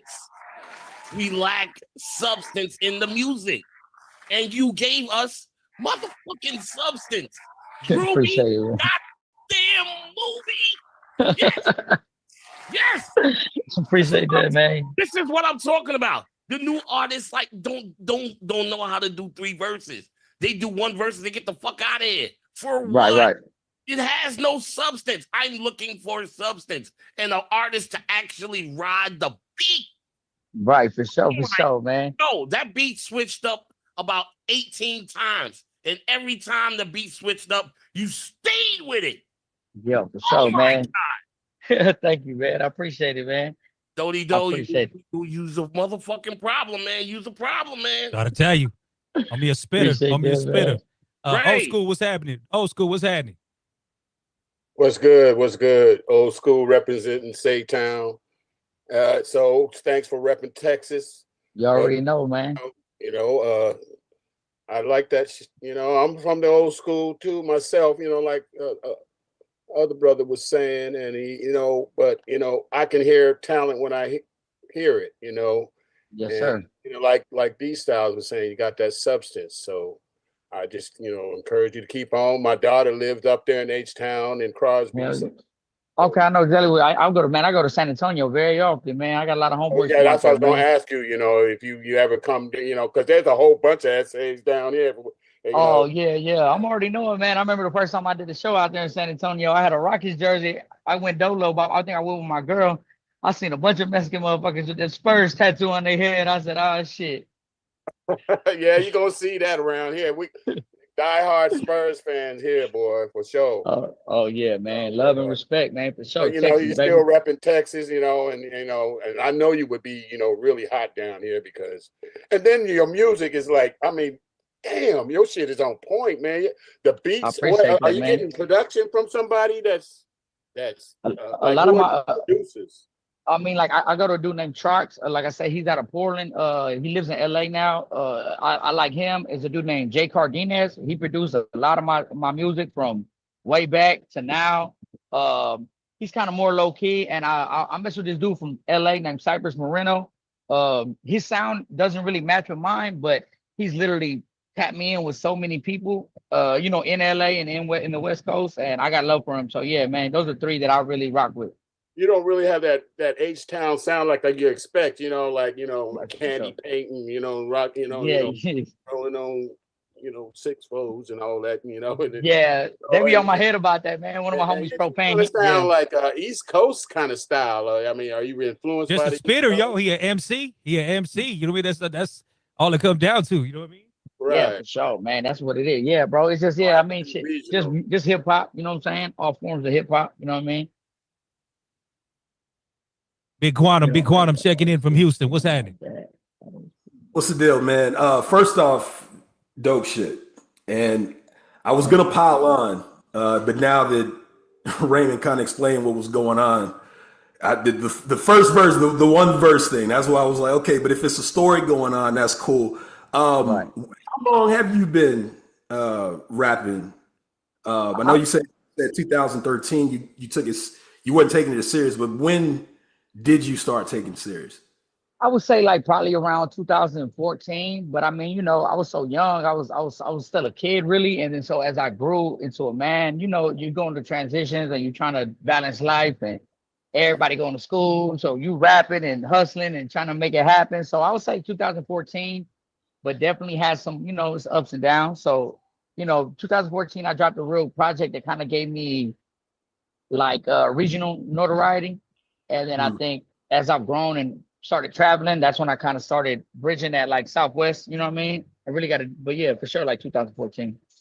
Now, your music, when you're getting it out there, are you putting out packages, radio edits, things of that nature? Do you have someone that's doing that? Is that a part of your process? Yeah, most definitely. I feel like the records that we always like lead with, like I said, like this tape was more like kind of trying to feed the core audience. Of course, you're trying to get any ears we can, but when I definitely like the album I'm working on, like we definitely got a lead single featuring a artist named Westside Boogie, who's a super spitter. So we definitely gonna have the whole packages. But yeah, FM out of Houston, he's one of my favorite engineers. He always puts my packages together perfect. You know what I mean? And we definitely send them out. We take it to 97.9, 93.7. You know what I mean? Anywhere we can. Okay, and now y'all, is there a package for any of the songs on this album? Or I think we have one for Southeast G's because I know it was getting a lot of love out there in California. It's not really my favorite record, but I think we have one for Southeast G's. Okay. Yeah. I was just making sure because a lot of times we get a lot of younger folks on here and they don't look at that. They don't look at the radio package to where it can be played on FM radio. Right. I'm glad that you're doing it. And you said you had a Southeast. Where in Southeast? I'm from like right up like you know where like 45 and Belford is. Yeah. I'm over. Yeah, I'm close. Okay. Yeah, I'm at 16. Right. Okay, I went to Chavez High School. I don't know if you're familiar with Chavez High School. No, I'm not familiar with it, but yeah, Southeast side, that makes sense. But yeah. Okay. Yeah, right there from like Woodridge all the way down to Belfort, like that little area right there, that pocket for sure. Okay. Good shit, man. I'm gonna say this. I'm on KPFT. So if you guys get a package, I'll put the email in. Send me radio edits. We are on FM. But I'm glad. Shout out to your dad. I'm wondering if I ever met him coming up. Shout out to him, man. Some dope music, man. Yeah, I mean, if he was coming out on the scene at least 20 years ago, maybe I ran into him. Who knows? But this is good shit, man. This is good shit. Thank you, man. Appreciate that so much, big dog. Appreciate that, man. No, he a good dude to tap in with, Joe. He definitely heavy on real hip hop shit. So anything you have in radio edit, let's get it to him. He'll support on the show. You know what I mean? For sure. I need to look at the chat, get all the emails and stuff like that. For sure. Miss Jeannie Sweetness, what's happening, love? Yes, Dodie, I am very pleased to meet you. Can I tell you that you made me feel a vibe? Oh, thank you. I felt, and then you're not like, when you got to the part about the women, you weren't like bashing or anything. You're like, you could do a lot better than what you're doing. So that part, I really appreciate it because you didn't have to say that, but you did put it in. But just the as everyone was saying, just the production, just your lyrics, you're just fire anyway. But that's thank you so much. That was top of top. Do you have any plans of doing like an R&B type collaboration? Yeah, I have there's an artist actually. I think he just signed a Def Jam. So his name is Dende. He's out of Katy, Texas, which is not too. I'm sorry, it's getting a little loud. It's not too far from Houston. Dende though, crazy. He just signed a Def Jam. I have a record with him and a girl that sings out here named B Honey, and it's crazy. It's one of my favorite records, and it's more R&B feeling. You know what I mean? Towards the women. The three of you is on the same record? Yes, ma'am. Oh, I'd love to hear that for sure because it just sounds like you would do good on a R&B hip hop. That sounds like it would be good. So. Oh yeah, man. They definitely push me, and I love that. I love that. You know what I mean? I love and I do believe that I gotta cater more to the women's side. That's what a lot of my female fans tell me. They're like, all right, we tired of the tough shit. Come on. Look, I don't want to embarrass you or anything, but yeah, we want just a little bit more. Okay, I got you, man. I got you for sure. Bless up. Thank you so much. You said B Honey? You got to join with B Honey? Yeah, I got to join with B Honey. I got one that's already out, and then we on the one with the dude named Dende from out here too. B Honey's like one of my favorite singers from out here. Yeah, she used to be. Wasn't she in a group out here? Milky Way or something like that. Yeah, Milky Way. Yeah, dog. Milky. See, this is you. All right, let me let you go, dog. Let me. He ready to go down Houston rabbit hole with you. So I'm just gonna let you know, man. I've been around here. I don't know if you ever heard of HISD, the group. Yeah, I went to HISD. Oh, what is it? Yeah, the group, the hip hop. But like that Milky Wave, all of them was kind of behind us as well, man. So that's good to know. But yeah, I know about B Honey, man. Shout out, man. Shout out B Honey, man. Super dope, man. Hell yeah, that's dope, man. I just want to tell you though, like they told Buster the same thing in the day. Do a little something for the ladies, you know what I mean? So yeah, for sure. I got some though, man. I got some in the tuck. I'm coming out with an album. I dropped an album called Brown Soul, so I'm gonna drop an EP called Brown Sugar, and it's gonna be all women records. You know what I mean? All for the women. You know what I mean? Okay, that's what I'm talking about. Sure. Hell yeah, Miss Tammy, where you at? Hey, what's up, everybody? What's up, Doe Man? I just want to say thank you for that last track. All the songs that we heard were dope, but that last track was just monumental. And you have a lot of you're versatile with it. I love that. So I just wanted to thank you for that track and just just your demeanor, the way you carry yourself, the way you are about Black and brown love. Like we need more of that out here. So I just want to commend you. Just thank you for that last track.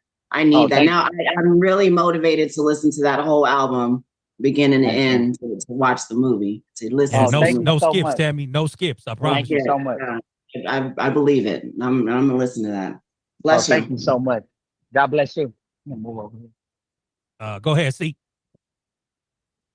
Yeah, man. All right, so I had a 3-part thing because I want to pass the mic over to Divine Skills, who he couldn't figure out how to raise his hand. So, Divine, go ahead. You go first, and then I'll come back. Yo, what up with it, man? What's happening? Shit, man, ain't much. I can't call it, bro. What's the word? Yeah, I like that last track you did, man. I appreciate that, big dog. That. What's crazy about that record, bro? That record's like 5 years old, and I always hesitated on putting it out. You know what I mean? So I'm glad that I finally made that move. You know what I mean? Put a trigger on it. You was influenced by Big Pun and Fat Joe. Like, I know you from Texas. I know what part of Texas you from? Houston, right? Yeah, I'm from Houston. Yes, sir. Yeah, I'm from H-Town, man. Yes, sir. Word. All right. Who was your influences besides East Coast artists and West Coast artists down there? I mean, like, probably in Houston, I would say, like, like Fat Pat was definitely one of them. Chameleonaire, Paul Wall. Fat Pat, rest in peace, man. Yeah. That 25 lighters on my dress. I might do something to that beat real soon, man. Yeah, my father, he loved that record. He loved that record. He loved Ghetto Boys. He loved Ghetto Boys, Scarface, crazy. Scarface, one of them ones.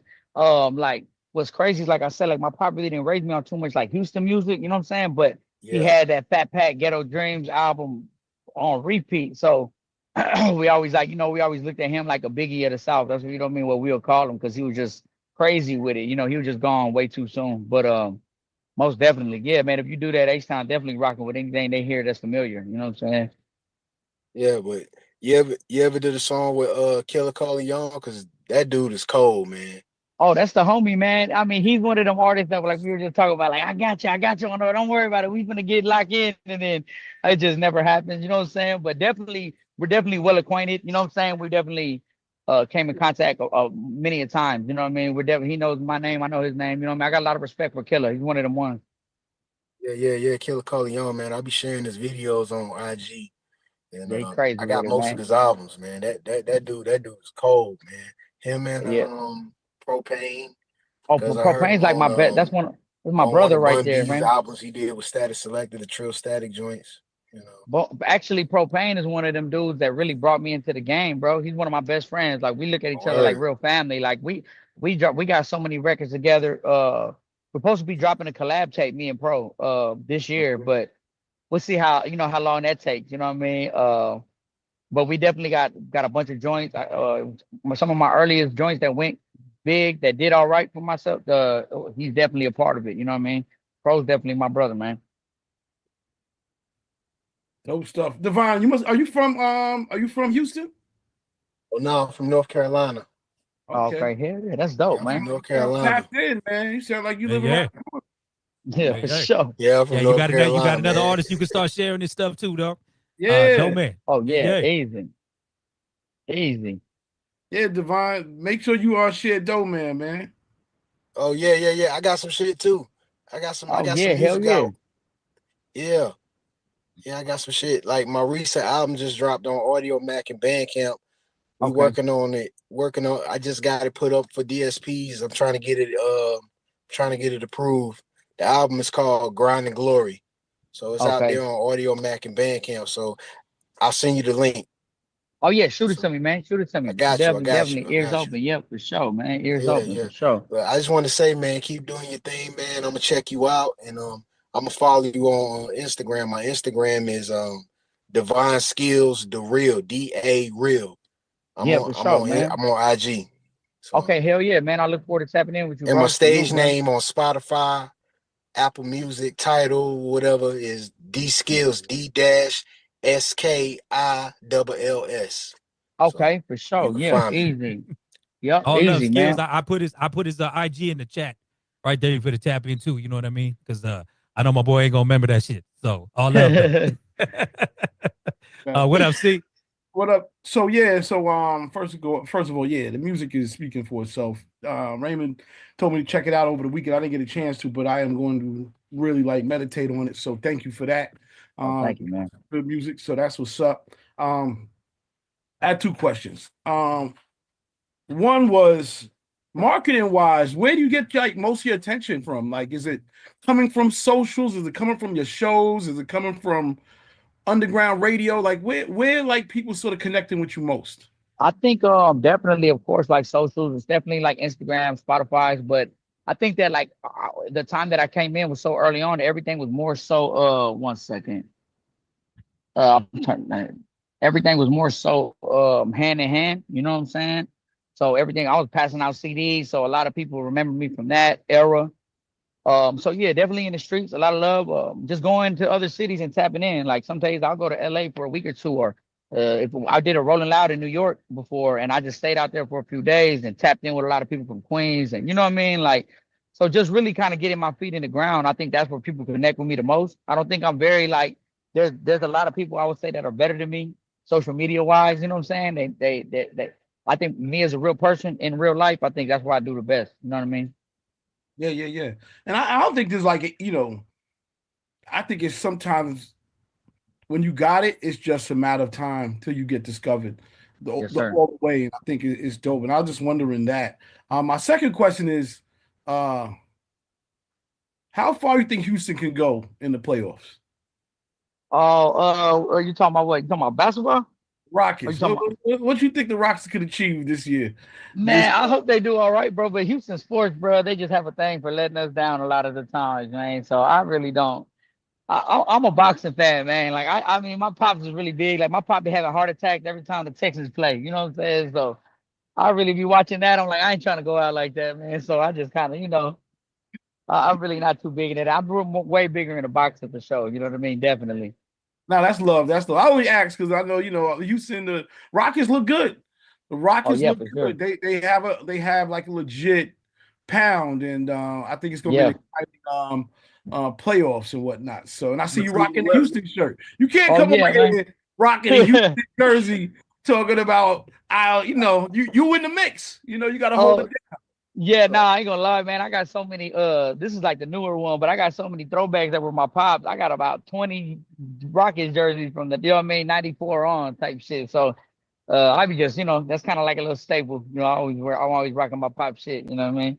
Dope stuff. Well, I heard the Westbrook reference in one of the joints too. You know what I'm saying, for his time in Houston. Yeah, for sure. I mean, I was pulling for the University of Houston Monday, man. They blew that. I mean? Man. I caught the end of it, and that was a horrible way. I was shooting a video, and my boy had it on inside of his crib. So we were going back and forth, and I was like, man, that's the worst way to lose, dog. Man. Come on, bro. How you doing? What's bad is the fact that, like, we don't have one. Phi Slam and Javin never had it. So it's kind of like, this was the moment. And I got to say, though, for Samson, though, good for him at least getting over the hump and getting to the championship. But what a way to go. Oh, man, that was horrible, dog. I was like, oh, man, turn this shit off, man. Well, listen, man, I appreciate the love. We're going to play one more joint, and then I'll let you go, man. But just want to thank you for your time. Like I said, I knew you was going to be received well here. I know you true to this craft. I know you true to this art. And I respect the fact that even, like you said, because I know people get lost in the sauce of social media today, so I respect the fact that you I do better in real life.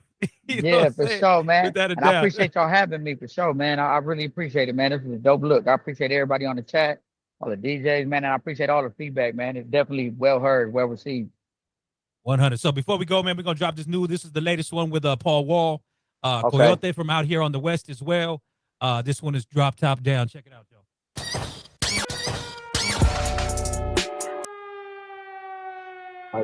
I'm out. Time for the air raid. Time for the air raid. You know. Time out. Wait, Red Rover, I call T over. Wait a minute. Hold the fuck up. Yo, listen. First of all, that took me back to when Paul Wall and them came out with the Still Tipping record, because that sample was what reminded me immediately about that shit. So I'm thinking, right. That sounded like something Michael 5,000 watts would have gave you. I ain't even gonna lie. That shit was riding yo. We all over here like, yo, wait a minute. Groovy movie. Love, man. I appreciate that, man, for sure, bro. That's crazy, dog. Shout out to the Yotes, man. That was a layup, bro. They put me on the record with Paul Wall, man. Coyote, man. They got me on that. That was a good look. I appreciate them to death, man. No doubt. Israel, what's happening? Yeah, man. I just wanted to say I didn't get to listen to everything because I had calls coming in, but I heard the first song. And you know, lots of times people come on this call, I might have no comment or anything like that. But that shit, but you know, I could tell the time is put into the lyricism and everything like that from the one little intro. All I heard was that intro. And I was like, the thought process that goes into that lyricism and stuff like that, that's one of the things that I want to really see come back in hip hop. And it's cool to see somebody from out of Texas, you know, putting that effort and that energy in, you know. Have you ever done anything with Bun B? Nah, man, I man, we come in passing all the time. One of the homies owns a store out here named Dio's, and he's always there. So we always come in passing, man, but we've never actually got on a record or nothing like that. But you know what I mean? We definitely come in passing, things like that. You know, I feel like he's so focused on he'll rap here and there. But I was supposed to actually, the Coyote who was just on the last record, was supposed to they were doing the Trill Static, and it was down here in Houston. They were doing it, and so they were inviting me, like, come get on it with us. But they ended up not coming, so that was like a missed opportunity. But yeah, for sure. Dig it. Yeah, I think that y'all are asking each other really well because he put the same amount of effort into his bars as well, you know. So I think that there may be something there, you know. Yeah, for sure. And you ever chopped and screwed any of your albums? You did a chopped and screwed version of the album? Man, I dropped it was like a mixtape called Audio God Volume 2, and Slim K from the Chop Stars, I think he had chopped it up for me, you know what I mean? So yeah, just one of them though, but definitely, like, because you know, you don't really want to do it yourself. You definitely want the Chop Stars to do it, because that's kind of like a sign of like, hey, we see you know what I mean? So when they do it, it's like it's official, you know what I mean? So yeah, but most definitely though, you know. Yeah, you got to get that because you rap so fast. You know, so one of them tracks slowed down and really where somebody could hear it. I'm sure that one of them things will go, especially in Texas, because that's what they really want. You know, that's what they want. Most definitely. Good. Keep mashing, man. Love, man. I appreciate that, man. Love and respect, bro. Yo, valid question in the chat. Just because I heard different things.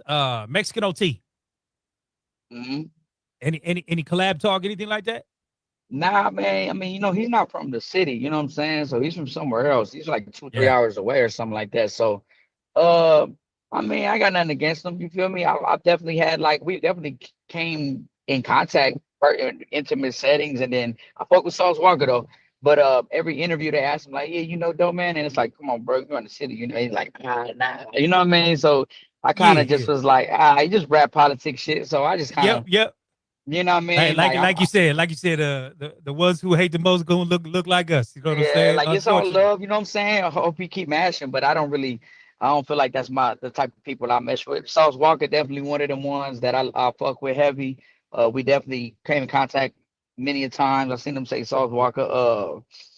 Walk's my boy, man. So yeah, that's definitely one of the ones that I want to record with. You know what I mean? I'm pretty sure it's gonna happen soon on the Propane, me and Propane joint collab. You know what I'm saying? Yes, sir. Yes, sir. What up, C? What up? Real quick, shout out to Jalen Josie in the house. We see you. Well, first of all, I'm just gonna say it one more time. It's just a matter of time, and I think this record is that record that could really, it helps bring everything else in. Right. There a DJ pack for this, and if go ahead. I'm sorry. Yeah. I mean, that's to be honest, that's the Yotes, right? The Coyote. I'm just a feature on it, so I'm pretty sure they do though, because they do all their own mixing and mastering. You know what I mean? Guapo from Coyote, he does all the mixing and mastering, but I'll definitely reach out to him for it. Like I said, they got all the files, so all I really did was I didn't even know Paul Wall was gonna be on the record. Literally, they hit me up. They're like, "Yo, we need the verse back tonight. Can you send it back?" Because they know I'll take like a week, and I'll be like, "All right." But I was like, they were like, "Send it back tonight. We got to turn it in." And then when they sent it to me randomly, Paul Wall was on it. I was like, "Damn, that's fucking crazy." But I'll ask them most definitely, and I'll definitely get that over to Raymond or you know what I mean, whoever I need to get that to. Well, the second thing is sort of big. Shout out to Dot Hip Hop. They're actually on the call. And they love this stuff so much. You know, they hit me and said, dude, basically, man, they want to offer you a free Dot Hip Hop name, man. So it's an honor to have one. It's a domain name. It's a Web3 domain name that you can use to create a business for yourself, make money. It could be, you know, it could be dodo.hiphop. It could be doman.hiphop. But they are on here, and they said they would be honored to give you your own domain name with .hip hop, and I think that's a blessing, man. That's a blessing. I would definitely appreciate that. You know what I mean? I would definitely appreciate that, man. That's love and respect, bro. Honor. Thank you, man. I really need that too at the point. You know what I'm saying? So I'll connect Raymond, and I'll connect you. Shout out to Scott, who's on here, and we'll make that happen. But that was just a blessing from them. And that's all we got. That's all I got to say. So, you know, respect. Yeah. Damn, respect to you. Thank you, man. Thank y'all for having me again, man. For real. I'm very grateful, man, that I got to be on here with y'all. Without a doubt. Go ahead, Quantum, wrap it up. Yeah, just real quick, man. I was going to say, look out for, if you get a chance, his name is Keelan Donnell. He's a beat maker, producer. He got a group called Village. Yeah, they're out of kind of between Houston and Dallas, because between three. But look for Keelan Donnell. I think he got some production I think you would like, and I would like to hear. Yeah, that's Keelan Donnell. Okay, bet most definitely. Yeah, I'm always looking for new production. I literally be on my Instagram like, where the hip hop beats at, man? You know what I mean? So most definitely. Up the Village TX, man. Look them up, and he. I think I heard of them. Matter of fact. Yeah. I've heard of them for sure. The Village, Texas. Okay, I'm gonna look them up for sure. No doubt. So no doubt, bro. Love and respect, man. Nah, big love, though. Thank you for joining the call, homie. Like I said, this is exactly what I wanted for you, man. So just plug some pieces as we moving around outside, man. You know, you got some connections in different cities, whatever. You know, we tapped in. So next time you out in Cali, we definitely got to get together. I got something in June I would definitely love to have you a part of. So we'll definitely stay tapped in with that. Hell yeah, and I appreciate you again, man. Thank you, dog. Love and respect. Definitely keep me updated, man. I'm trying to always get back to Cali, so you know it's love. Indeed. All right, homie. Be safe in them streets. Be safe in them streets. If you can't hang on, we got another dope guest coming on next. But I understand if you got to roll. So shout out Jalen Josie in the building. No, I appreciate you, homie. All right, my brother. We'll play one more joint, then we'll come to our next guest. Check this out, y'all. The video might sell that song a little bit more. I see you are in approval, Miss Jalen. I see you are in approval. You know what I'm saying? Welcome to the call, my dear. Go ahead, hit your mic if you can. Hi there. How are y'all doing? We are good. We are good. Thank you again for. Like I said, that one is approved. You was approval of that joint. Yeah, it's approved. It's Jalen approved. That's right. Well, welcome to the call, yo. Thank you so much for joining us, and congratulations on the new Def Jam situation. You know what I'm saying? Very nice. Thank you. But so, just so you know, man, you with DJs all around the country right here. I'm from Cali. We got people from New York, Atlanta, Texas, all over here on with you. So gain some new fans today. You know what I mean? Right. I'm very grateful to be on this call with y'all. Wonderful. So give us a story, baby. Where you from? What's going down? Okay, long story short, so I'm from Atlanta. I went to Tri-Cities High here. Honestly, the only two options that you had was either do sports and musical theater. I can't play not a single sport, so I took the path of music theater. I went to school for a year. I left to go on Broadway, so I worked on Broadway for 1.5 years, and then left, realized that wasn't my goal, that wasn't my path. And then I came back home, put out my first EP.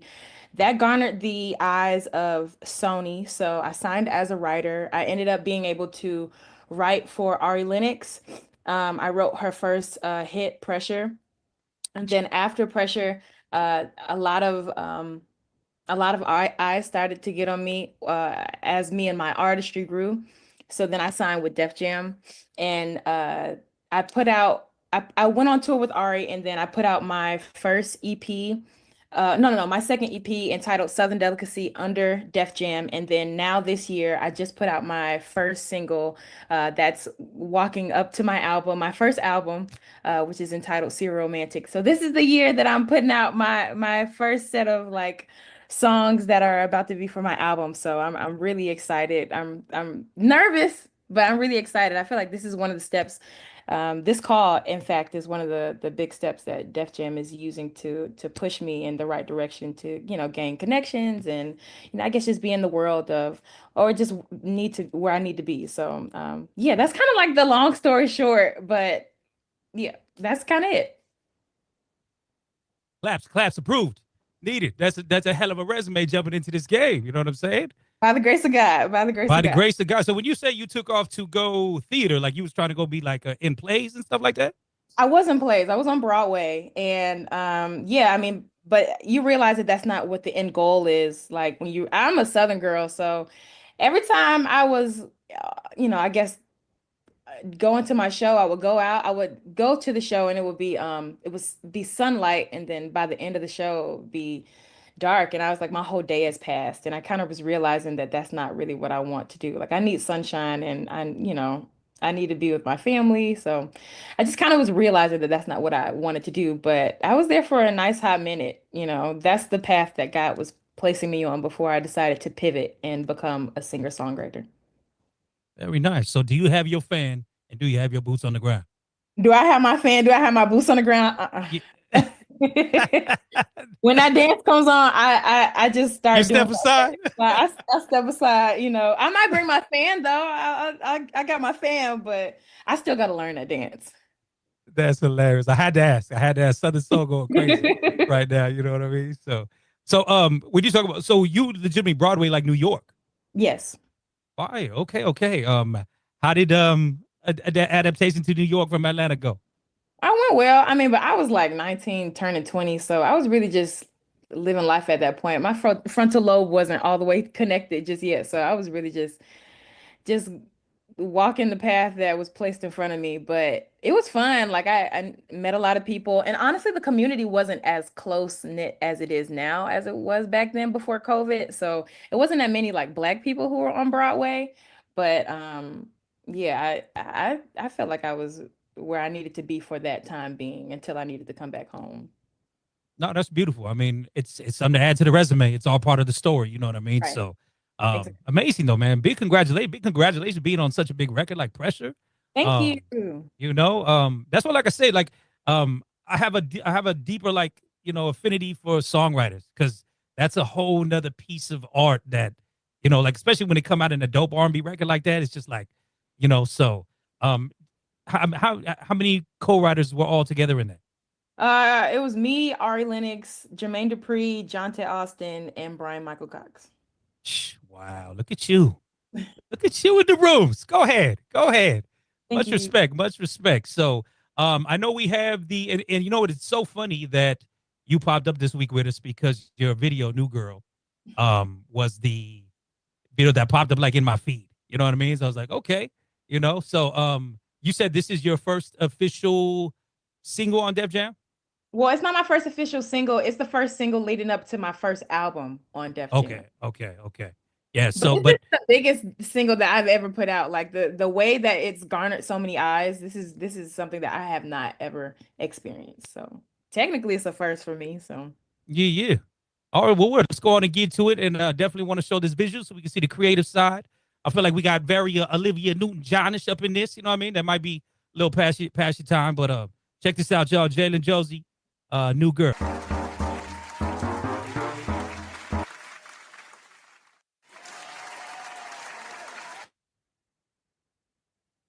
All right. Yes, sir. Like I said, are you familiar with Olivia Newton-John? I am. Okay, that's all. That, little 2025. Let's get physical. You know what I'm saying? Yes, yeah. I know. That's Grease is my comfort movie when I'm on a plane. Come on. You know what I mean? I feel it.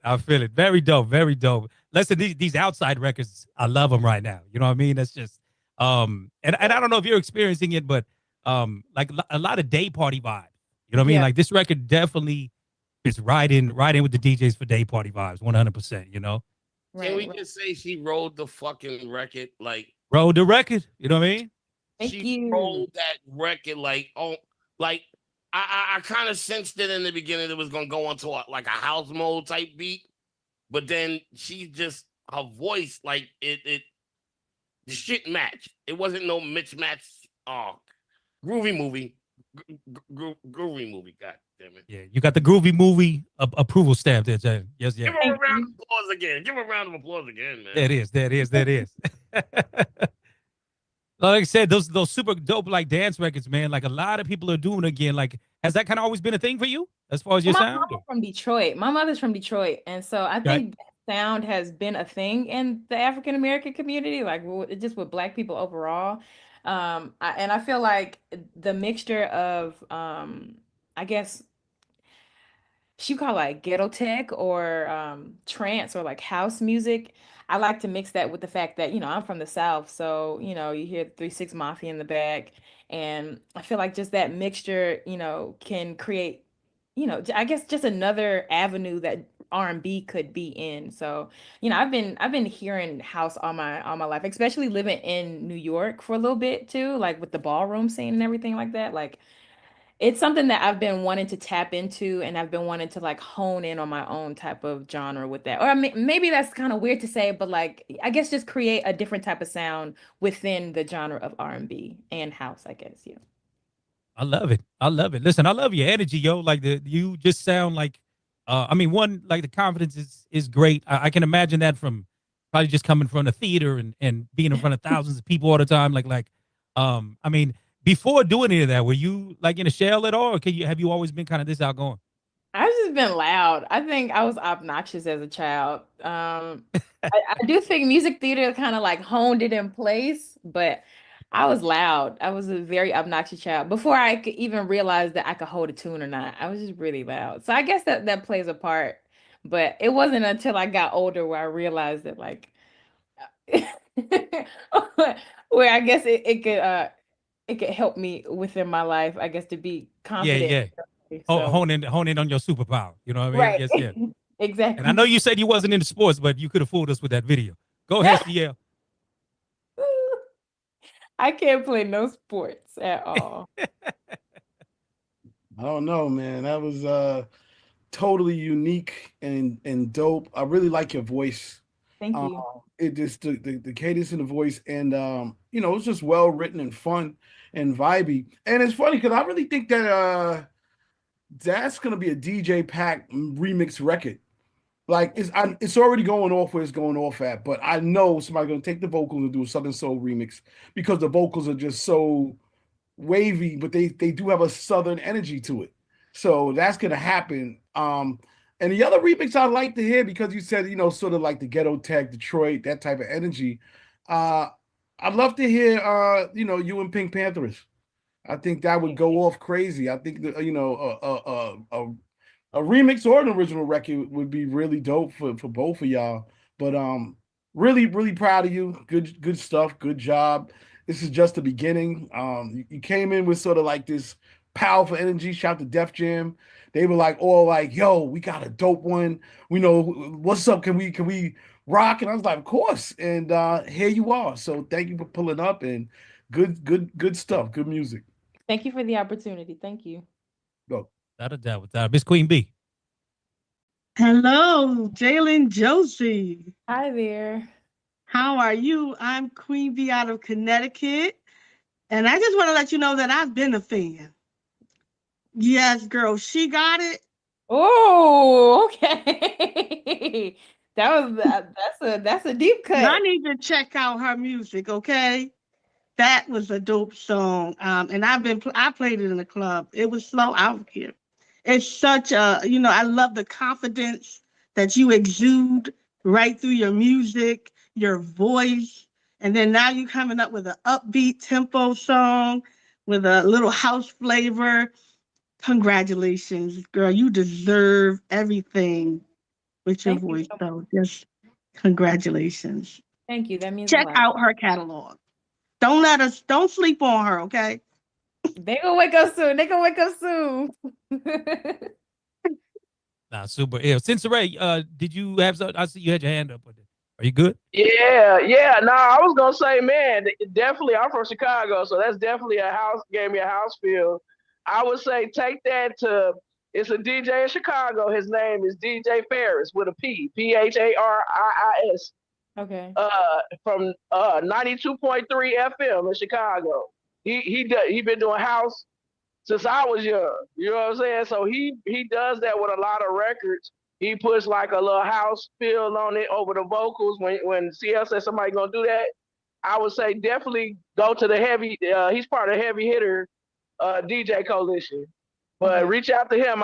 He'll definitely. He's definitely a. I hear that with some house, taking your vocals and putting like a little old school house feel and trance on it. I'm definitely from Chicago, so that's my thing. And I heard that when it first came on. So thank you. Good shit. Thank you. So how are you navigating with, I mean, you obviously can write your ass off, can sing your ass off, like marketing wise, like are you stepping into the TikTok lane? Or are you trying to create challenges? Like, is there a new girl challenge like in the works for this at all? Or we just organic rock in the streets? No, it's, and gotta keep pushing it regardless. So I'm trying to do an open verse. How do you feel about all that separate part of the game? I mean, I huff and puff whenever I need to expel all that energy. But at the end of the day, it's like, I love the label, but I don't necessarily know if they're going to push it as much as I would want it, especially because I'm just, this is my first album on Def Jam, and I'm still proving my point, proving my numbers. So it's like, for the time being, I feel like I just need to, plant my seeds and cry when I need to, but suck it up. I guess I'm nice at social media and content. I guess, I could pat my back for that, but social media right now is just pure luck. So it's hard to say. It's like some days I'm happy about it, some days I'm not, but it's like when you see something pay off, it's like, okay, good. I would rather it come from myself than be like, oh yeah, the label pushed it and they put all this, blah, blah, blah behind it. Like it coming from me is a different type of satisfaction. As much as I would want the label to push it, I just know that it'll happen down the line, and I just need to be patient and continue the work that I've already done. Like all the videos that I was putting together, by the grace of God, it was by me, by like, I was, it was all in-house. We were finding all the photographers and videographers ourselves. Yes, the label reimbursed us at the end of the day, but like right now we're working as an indie, trying to get this, we're our own publicists. I think my manager's on this call, but we're our own publicists. We're our own, this, that, and the third until I feel like I'm able to, show the label I guess prove a little bit more to the label. Then I'm sure I'll have a little help with content and social media, but I guess just for now I need to just suck it up and get to it. I mean, it's not like it's it's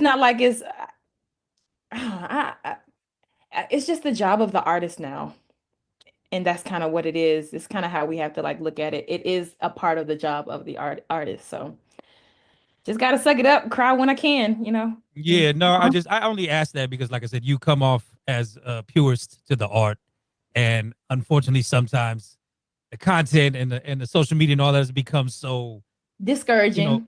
And not only that, just like don't let that take away from the art. Like, you're great, you're dope. You know what I mean? And I think sometimes because content and stuff takes off for other people, they tell someone like yourself, oh, you need to go do it like that, do it like them too. You're like, well, I'm better than that person though. I don't need to do that. You know what I'm saying? Not even that you're better. It's just more so it's like I'm doing it. Like I'm posting all these times a day. Like I'm posting on the times that I'm supposed to be doing. I'm trying to do everything that you got on the checklist. I'm checking it off. I'm checking off all the boxes. But until it like skyrockets and soars out of the atmosphere, then it's like when it gets noticed, and it's hard to. It feels like you're being gaslit a little bit when nobody's acknowledging the little small things that you're doing, but it's only righteous if you are acknowledging it yourself. Because once the big wins and the accolades come on, it's like you can be like, all right, I was doing it and I was trying to show you when it was a little bit, but you just gotta. I think it's just about accepting it, and understanding that you're planting seeds, and eventually the plants will grow. The cliche thing of when they be like, oh yeah, we'll just keep posting, it's tiring, but it works at the end of the day. You know, if you have a talent, it's gonna go regardless. If God is placing you in this field for a reason, it's gonna go regardless of social media, regardless of label. So I be having to suck it up, you know, just having to, you know, not be discouraged. I guess feel my feelings I'm supposed to, but not be discouraged at the end of the day. That's right. That's right. Mr. Quantum, what's happening? You want to know something weird? Odd, Raymond? Shout out to DJ Oh So Cool, because he just mentioned something. She's been on Quantum Leap Radio because we played All Right from MC Lyte on there. I didn't realize that was her. Also, I was like, that voice sounds dope, and I've heard it before. She was on you were on MC Lyte's last album, the 101 album, the track All Right, correct? Yes, I was. How did that happen? Did I just miss this conversation? I want to make sure I'm not asking what has already been asked. No. How did you link up with MC Lyte? What's going on? Mr. Warren Campbell was trying to sign me before I went to Sony, and he was taking me under his wing, and he was allowing me to write for him for a little bit. And this was back when I was really, really young. And this was a song that I forget if it was written in 2020 or I forget when it was. And then he had messaged me earlier this year and was like, hey, MC Lyte wants this record. I never met her or anything, but she took that song and she took it out of the water. And I was like, oh my gosh, I'm on a song with a legend. This is crazy. But yeah, like he had that song for that long and she loved it and decided to take it and put it on her latest album. And Warren Campbell was the one that did the majority of the production on that album, right? Okay. All right. Makes sense now. I just wanted, shout out to Oh So Cool.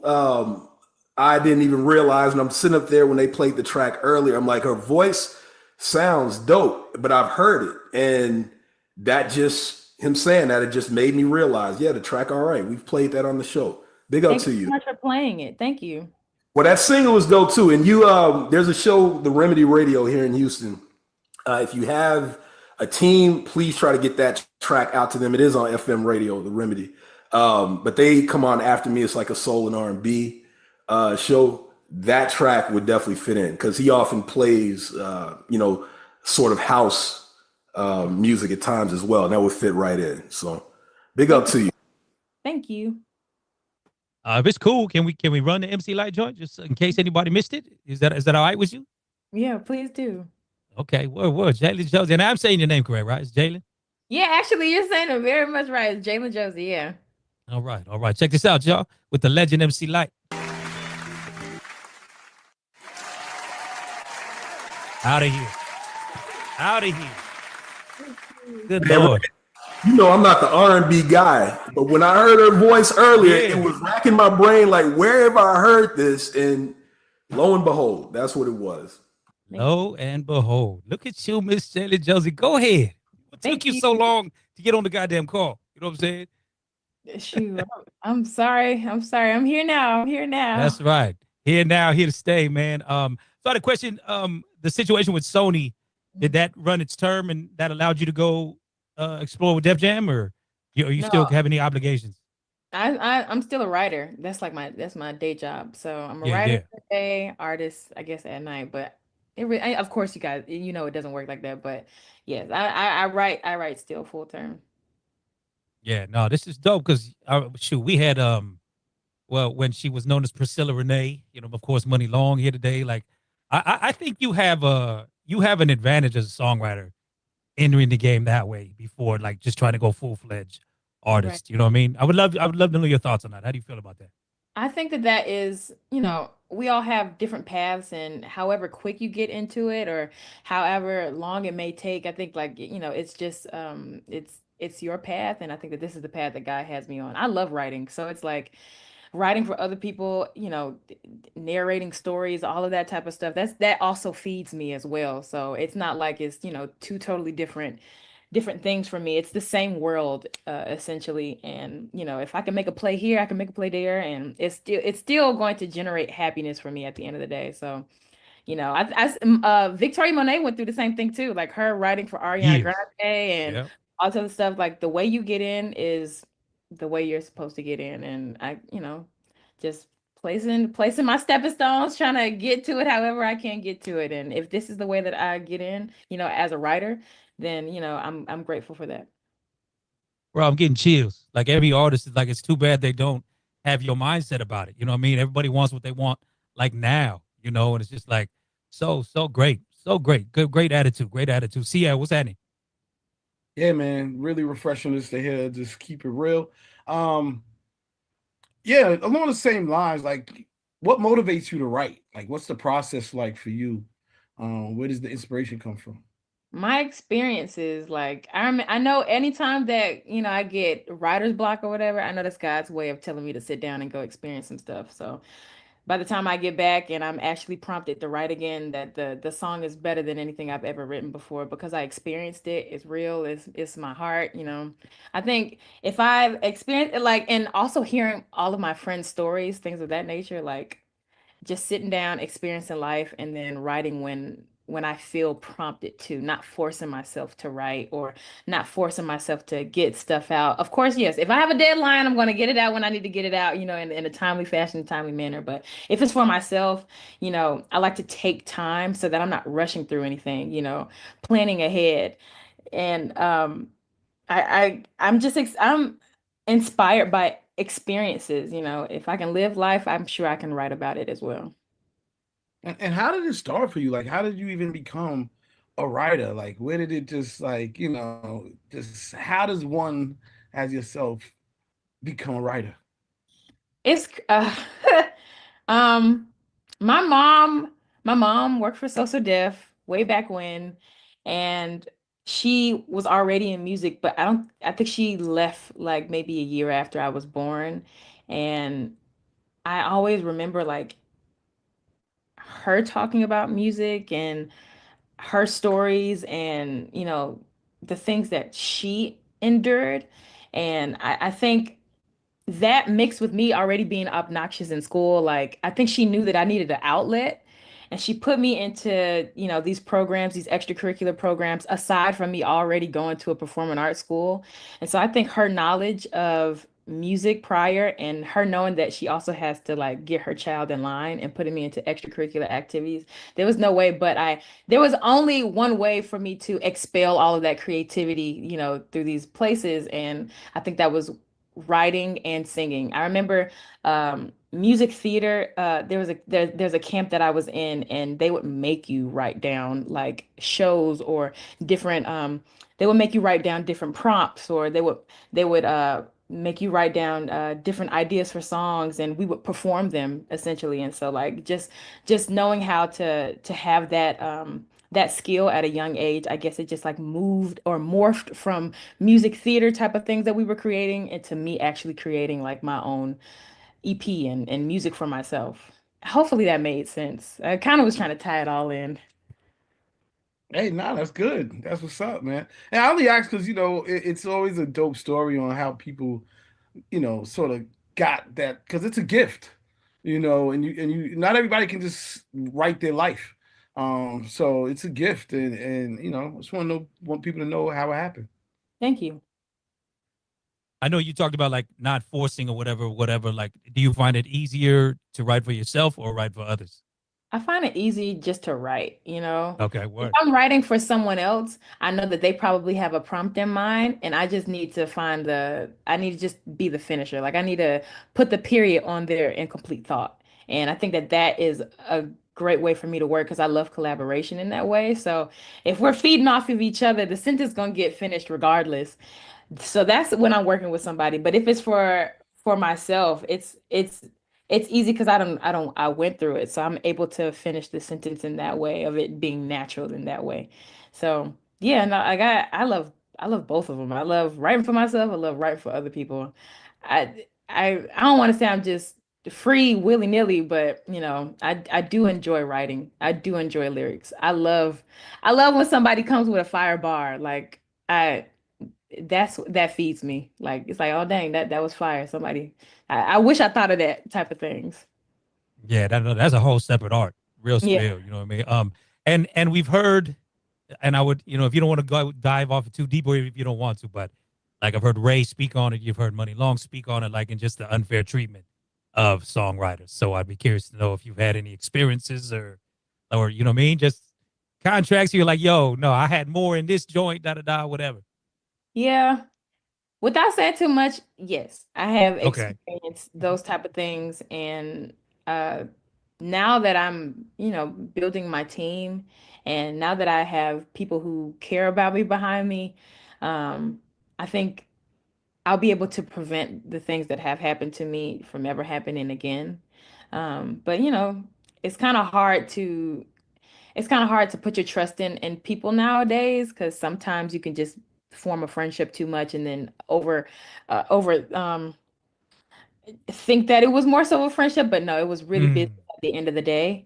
And now I'm realizing that I have to separate those type of relationships, because I don't want to be green and I don't want to be taken advantage of.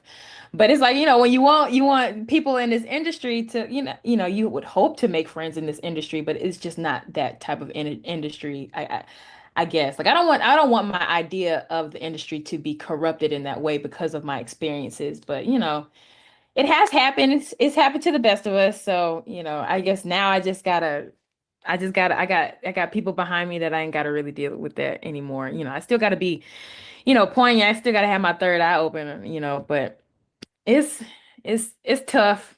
Yeah, I'm still dealing with some stuff, but yeah, no, I mean, I mean, that's the biggest thing we've been talking about now for years.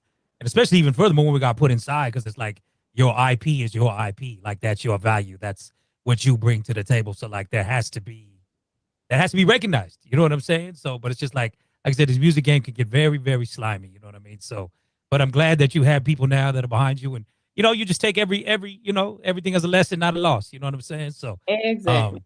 We had one in the chat who wanted to ask you, who was the most excited for you to write for so far? Who's the most excited for me to write for? Yeah, who are you most excited to write for so far?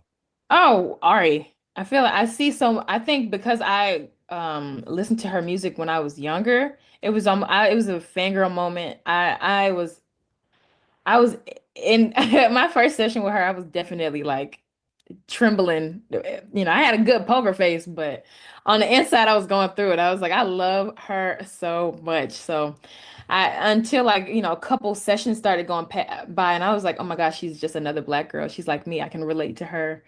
I felt very comfortable in all of those things. And, honestly, just being in a room with Jermaine Dupri, being in a room with Brian Michael Cox, I was just like, this is a dream come true. So I need not mess up. But yeah, I've always been excited to write with her, because it feels like I'm, writing another story for another Black woman. And yeah, that is short, long story short, I really love her so much, and very grateful for the opportunities that she's brought with, even putting me on her tour. So Ari Lennox. Yeah, I mean, Impressure was such a big record, man. So that's amazing. You got to be a part of that. Did you take anything away from working with JD or Brian Michael Cox? Like, as far as, did they give you any game that you were like that, oh, I need to put that in my life or whatever? Honestly, as a producer, so I produced New Girl first. Like, I did it in my bedroom. I reached out to two of my friends, Madness, who's a producer on New Girl, Hero the producer, and also Tricky Stewart for guidance. And I realized that the way that Jermaine produces is like right there in the moment and off of feeling, and choices that we make sometimes may seem weird in the moment, like musically, but if you're musically inclined and something makes you feel good, I realized like how he was on the turntables while like producing Pressure. And I think I took the little innuendos, like when he would feel something, like like maybe a ding to put in the song, something small, like something small sonically, he would put it in. He wouldn't hesitate. And I think what I learned from that is to not hesitate and to not second guess the ideas that were placed in my head first, instead of the things that we second guess. And sometimes I'd be like, oh, I don't know if people gonna like that, especially like with this being like a house record and mixing it with R&B. Like, I don't know if people gonna really rock with me doing this, but I just, I learned from Jermaine to not second guess my production. If I feel inclined to do it, then I'm gonna do it. And if it messes up, then I'm gonna just try again. And I really did enjoy that session. I learned so much from Jermaine. Bro, you need to be a life coach. You know what I'm saying? Straight. I'm motivated just talking to you. You know what I'm saying? Straight up, man. Just amazing head on your shoulders, yo. I mean, I'm glad we're able to get you on here. This is, I think the timing of this record is great. It's hotter outside. It's a spring daytime record. You know what I'm saying? So, and again, like, we've talked about it quite a bit. So many more like day parties are now going off. So DJs, I think we have to take this one and run with it. You know what I mean? So, big congrats, yo. You know what I mean? So I know you said you're working on your actual first album. Yes. Are we talking for 2025? Yes, we are talking for 2025. No more years. I think I've been pushing it off a little bit. I've been working on it for too long. 2025 is the year. Are you producing the records on this one as well? Yes. 6 records started from me production wise, and the others are from Tricky Stewart. Fire. Congratulations, Jalen. Congratulations, man. Like I said, I know you gained new fans here today. It's still barely April, a lot of time in the year. You could snap your fingers and get anything you wanted this year. What would it be? If I could snap my fingers and get anything I wanted this year, a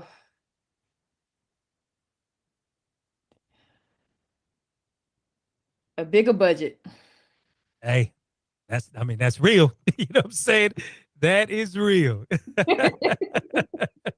I'm not mad at that answer whatsoever. You know what I mean? Make your budget work for you, right? Right. Exactly.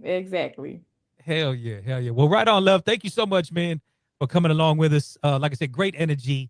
Do you know how to do the chat? Because I was even trying to track you down on the gram, and because your little asterisk, it was throwing me off. You know what I mean? Right. So, my mom wanted to be creative. hey, no, that's it. It's all good. So should I you want me to just write down my name? Yeah, you could probably drop it right there in the chat. You know what I mean? That way people could track you down. I'm sure people will want some drops. You don't have to put the asterisk in at all. You don't have to put the asterisk in. But if you just type in Jalen Josie, then anywhere, you'll find all the music, all the platforms that I'm on. And I do love to follow back. So, we can make I guess start a rapport, basically. All right. So have you and the team already talked about, I guess, with the rollout of the album? Are you going to be moving around different markets and all that type of stuff? Yeah, we're moving around different markets. We getting it rolling. Literally there hasn't been a day that goes by without me talking to my project manager. So we're trying to get this thing off the ground. All right. So I'm imagining a trip to Cali coming soon. Exactly. There is a trip to Cali in the works. Okay, for sure. We are definitely gonna have to connect when you come out here, for Please, sure. So, please. Yes. So everybody, make sure you follow your girl Jalen Josie. We watching budding greatness right now, yo. Straight up. Great energy, great attitude, great music, great voice. Like you said, when you about that life, it'll all fall into form. You know what I mean? Exactly. Well, right on, love. Thank you so much again for joining us today. Salute to the squad. New girls the joint, y'all. We'll make sure that DJ packs up on Digiwaxx ASAP if it's not already.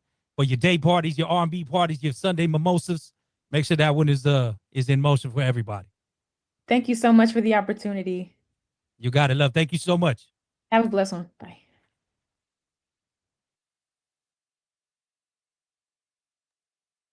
Salute to Russell Wilson, yo. That's all I got to say. Congratulations to that man. He's the real MVP. You know what I mean?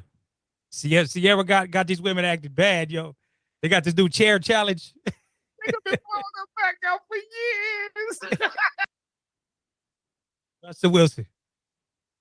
Congratulations, Russell Wilson. That's all I got to say. Congratulations, Russell Wilson. You know what I mean?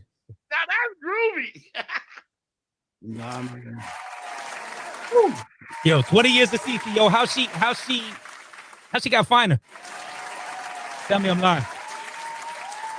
Here's a true story.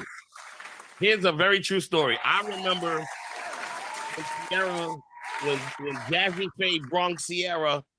This is when I was working at So Def, and Jazzy had brung her up to So Def. I think he was trying to get Jermaine to sign her in the very beginning. So she walks up in this building, these big ass baggy jeans on and this hood all over her head with this tomboyish look. They played Goodies at the listening. So and Jermaine was like, nah, I'm all right. Who knew 2 months later, she drops the video. I guess they got the deal. And Jermaine looks like, damn, I should have signed it because she wasn't looking like that in the meeting. So I didn't see this shit from the beginning. So I can't even say nothing. You know what I'm saying? Goodies went double platinum, I believe. But yeah, I was gonna say this year is 20 years of CC. You got a new album coming in June or July. And you talking about Jazzy Faye? They're getting back together for a record with Lotto. That's gonna be on there too. So some heavy ATL shit. You know what I mean? Yeah, definitely. It's gonna be a groovy move because every time them two get together, they always make good music. So it should have been that way from the beginning, but here nor there. So it's 20 years since her first record. Mm-hmm. Yep. Oh, so she flexing then? Yes, without a doubt. Okay. You know what I mean? Okay. Understood. Yeah, with the legs spread open, she flexing. And I like it how she kept it sexy. She said she got that good punani and just left it at that. Yo, you know what I mean? She said a couple things on that record. Yeah. A couple of things. She said a couple things. Banana? Yeah, she wasn't playing around, man. Said, I want to get on your banana. I'm gonna give it to her too, because she still keeps it classy. Like classy. That's what I say. Like there's a difference. Like nothing about that was raunchy. You know what I mean? She learned that from Beyonce, nigga. And hold on. She just come from that cloth. She just come from that cloth. That's early 2000 shit right there, yo. You know what I mean? Yeah, she got it like that. I agree with that one. Yeah. So, man. Shouts to Russell Wilson one more time. You know what I mean? Hey, she gonna do good in New York. Like I think that's a business move, G. As much as he going for the Giants, like her being in New York, that's gonna probably grow her fucking brand even more though. You know what I mean? Because remember, she doing her thing independently, all that stuff. So this new album that's dropping in is independently. So, 20 years of CC, yo. Congrats. Listen, the second they see her walking down Fifth Avenue or in the Soho, it's over. Like as soon as she's seen somewhere, she's gonna be. I think like weekly. This ain't gonna be like, you know what I'm saying? Like because they like to be outside. Oh, it's gonna be crazy for her. I'm happy. It's like a perfect place for Russell Wilson to go. And nobody expected it. We didn't expect him to be coming to New York. So it's gonna be a crazy, I guess, 2 years. I'm hoping we get him for 2 years. I'm hoping we win something. I'm hoping something happens, But she's gonna I'm excited to see what she does. I think her and Jazzy, they always had magic. So hearing that, I didn't know that. That's gonna be exciting, man. So shout out to her and shout out to Chris Brown too. He's on 20 years. He's on 20 years. Yeah, they just added Janae Eiko to some cities on that tour too. So that's gonna be a dope R&B show. I'll be up in Vegas in September. I'm popping out for that one. Oh shit. Word up. All right. It's been a good day so far. Really good stuff, man. We got our next artist hanging out. Shout to Mr. Big Hustle. Are you there? Yeah, I'm here. What's going on? AKA Mr. Heem. Hey, me. What's good with you, man? How you feeling? Man, I'm feeling great, man. Just been working hard, man. Getting this music out. Doing everything that I'm supposed to be doing. With the team. Just everybody just putting in their work, man. Putting in their best effort. Putting their best foot forward. As you should. All right, Hustle. I just need you to do me one favor. Just turn your camera to the side so we get the the proper view. Oh, the glare. Not just the glare. It's just the horizontal landscape mode. Oh, okay. There you go. There you go, man. Cool, man. So, first of all, welcome to New Music Wednesdays, man. Appreciate you jumping on. Shout out to you, man. Where you representing from? I'm originally from Miami, Florida. but I'm Jasper, Florida, North Florida is where I was mostly raised at. You know what I'm saying? Small town, 3 red lights. You know what I'm saying? So ain't nothing to do but get it in. You know what I'm talking about? Yeah, true Florida boy, man. That's what's up, man. Shout out to Florida. Shout out Yes, to the sir. influences. And speaking on that, just coming out of Florida, and the energy that these records have been running with, like who are some of your influences coming out of Florida? Honestly, Trick Daddy was one of the biggest ones. Trick Daddy was one of the biggest ones. Flow Rider, Blood Rose, Rick Ross. List goes on, man. But Trick Daddy was the biggest influence because it just for some reason we coexisted in a sense. You know what I'm saying? Just being that type of having that type of upbringing. So it was really Trick Daddy for me, man. Ace Hood, another one though. Ace Hood, another one. Yeah, you said Blood Raw, man. I haven't heard that name in a while, man. Shout out to Blood Raw. That's what's up, man. I just love the Florida's given so much, musically, and I feel like it's a little bit undervalued. Like it has its value, but it's done a lot for music and all of that good stuff. So shout out to the whole state and whatnot. Um, yeah, man. So give us a little bit about your music story. How'd you get started? How'd you fall in love with the art? Honestly, I feel like it's always been in me, but growing up, as situations with my upbringing that brought me to North Florida, family issues, but I was on school and ball. Like that was really the only thing I was really on. School and ball. And I ended up getting a scholarship to Bethune to play football and end up catching a major injury. I broke my ankle, and then like I fell in the studio some kind of way. But I was doing little things when I was back home, but it wasn't really serious. But I fell in the studio and ended up stopped going to school and me and my pops Rollo Hustle, which also is my manager, we reconnected.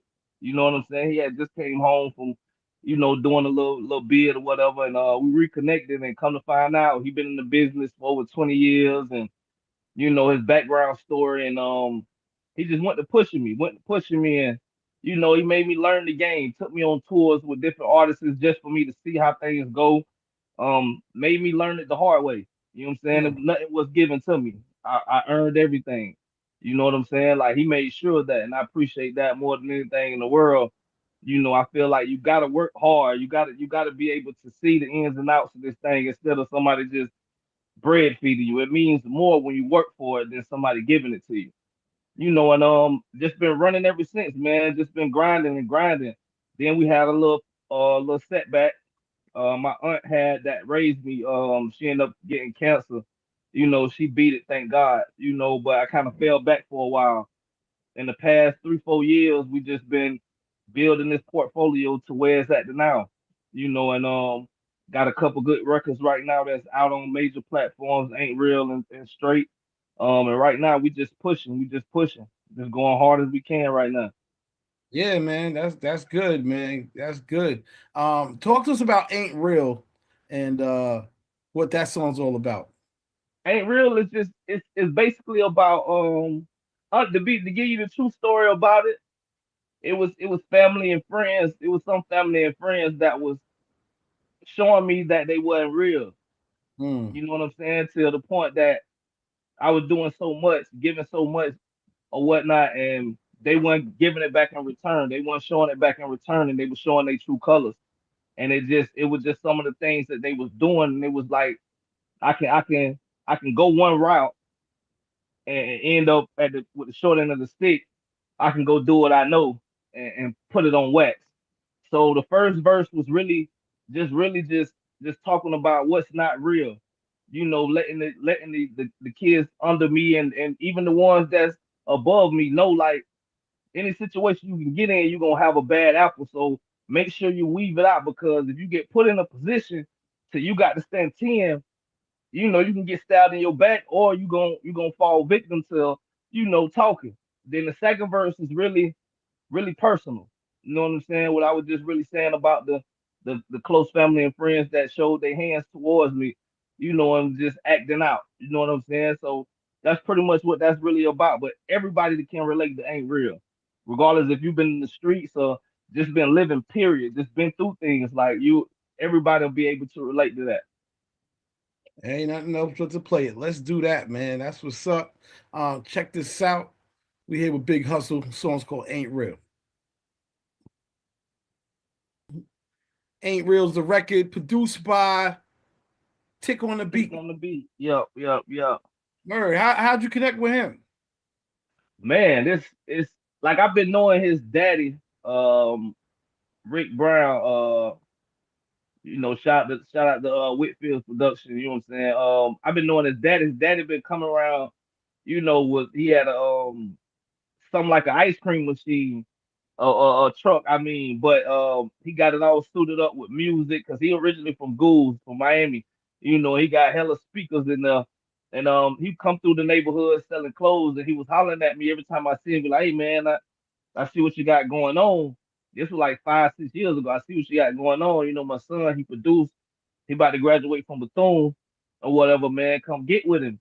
And one day I just happened to follow up on him with it, and the rest is history, man. Me and Tick we've been getting it in for like 4-5 years, man. Like, you know, he a super producer. I can give him that title, man. He's one of the ones that's gonna be somebody to look for. But man, he just cope with my sound. You know what I'm saying? So we just work, man. We just get it in. We just make it happen, man. But yeah, man, shout out to Tick on the Beat, man. He a great producer.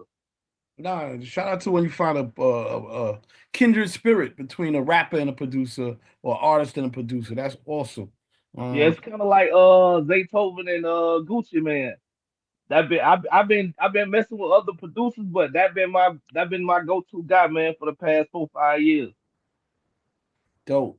Now you also got an alias, Mr. Hit Me. Right. Mm-hmm. Explain what the Hemi is and what's the story behind all of that. My cousins in Jacksonville, man. I got some cousins in Jacksonville, man. Big Show Dirt Banger, man. Shout out to them, man. But when me and my pops got reacquainted, you know what I'm saying? We linked back up. That's where he was located at in Jacksonville. And he introduced me to my cousins, whatever, and that was something they were saying. And I was like, hit me, like they be like, you hit me. So I'm like, oh, okay. So I say ain't nobody. And they was like, nah. So I'm like, man, I'm finna run with that. They finna start calling me Mr. Hit Me. You know what I'm saying? So it's basically you hear me, but I just took the R out of it, and it's HEAME. You just Mr. Hit Me. So when you hear that, you know it's me on the track. That's just like my little slogan. Well, shout out to MPN Network. They holding it down for Duval in the building. And shout out to Sean Dog as well. DJ Old School and Lance Gordon. They all showing a lot of support in the chat. And of course, DJ Headrush. Word up. Shout out DJ Shout Out, man, on 106.1. He been spinning Ain't Real and my other single Straight, featuring Tay Dizzle and Moot Boy, man, for the past 3 weeks, man. He been going real hard for me. I got a question. So historically, Florida has been obviously a culture city, but one part of the culture has been pirate radio. Pirate radio. Cash set up and they play music, no license. They just go in, and a lot of records been broken like that. Is that still something that happens in Florida? And is pirate radio supporting you? No question. I haven't tapped all the way in with it, but definitely is. It's definitely out here. I have to tap in with Rollo, with Pops on that, to see if any pirate radio is really pushing the music, but they probably is. You know what I'm saying? I'm not sure. Yeah. And I only wonder because I know your dad and I go back. We go back. And yeah, you like an uncle. Yeah, so one of the methods he used to use in Florida specifically, he was our rep for Warner and for Electra and Atlantic and everything. And one of the methods he used to use specifically was to get the neighborhood radio stations, which essentially are pirate radio stations, to play these records. And man, when I say he broke a lot. I mean, he made a lot of artists popular. That a lot of artists were popular through that method. So that's why I wondered if he's still, if you guys are tapping into that. 9 times out of 10, yeah. You know what I'm saying? 9 times out of 10, because one thing about Raul Hustle, man, his name speaks for itself. You know what I'm saying? We'll So I say. already know every channel, every lane that he can hit to make this project successful, he's doing it. So I wouldn't doubt it. Well, I want to get into Straight, the record that's moving out here in these streets now. With you, Taydism, and Mook Boy. Tell us a little bit about that, and then I want to throw on a video. Basically, I was looking for a summer record, for a spring summer record. And I got with my producer Tick on the beat, and I was like, bro, I need something for the summer, bro. I need something for the spring. I need something with that summertime Florida feeling, but still have an edge to it. So he cooking up a beat. And at first, honestly, I was like, I don't know. But listen to it over and over, Tay end up pulling up to the studio, and Tay started listening to it. We end up vibing. So now I'm starting to, words start coming to my head. And Tay was like, bro, let me try something. So he went in the studio in the booth for like 10 minutes. And next thing you know, here go the hook. The hook dropped. I went in 10 minutes after him, dropped the verse, and me and Mook been knowing each other for like 6-7 years. And me and him worked out a little situation or whatever. He pulled up to the city or whatever, did a show for me, and we shot the video the next day. I shot him the song first before we did all that. Shot him the song, and 3-4 days later he started back. 2 more days later, a month later, we end up doing the party and the video, and the rest is history. You know what I'm saying? We got one of those bangers, man. Well, let's get into it. This is a Big Hustle with Taydism and Mook Boy. Record's called Straight out of Florida. Let's do it.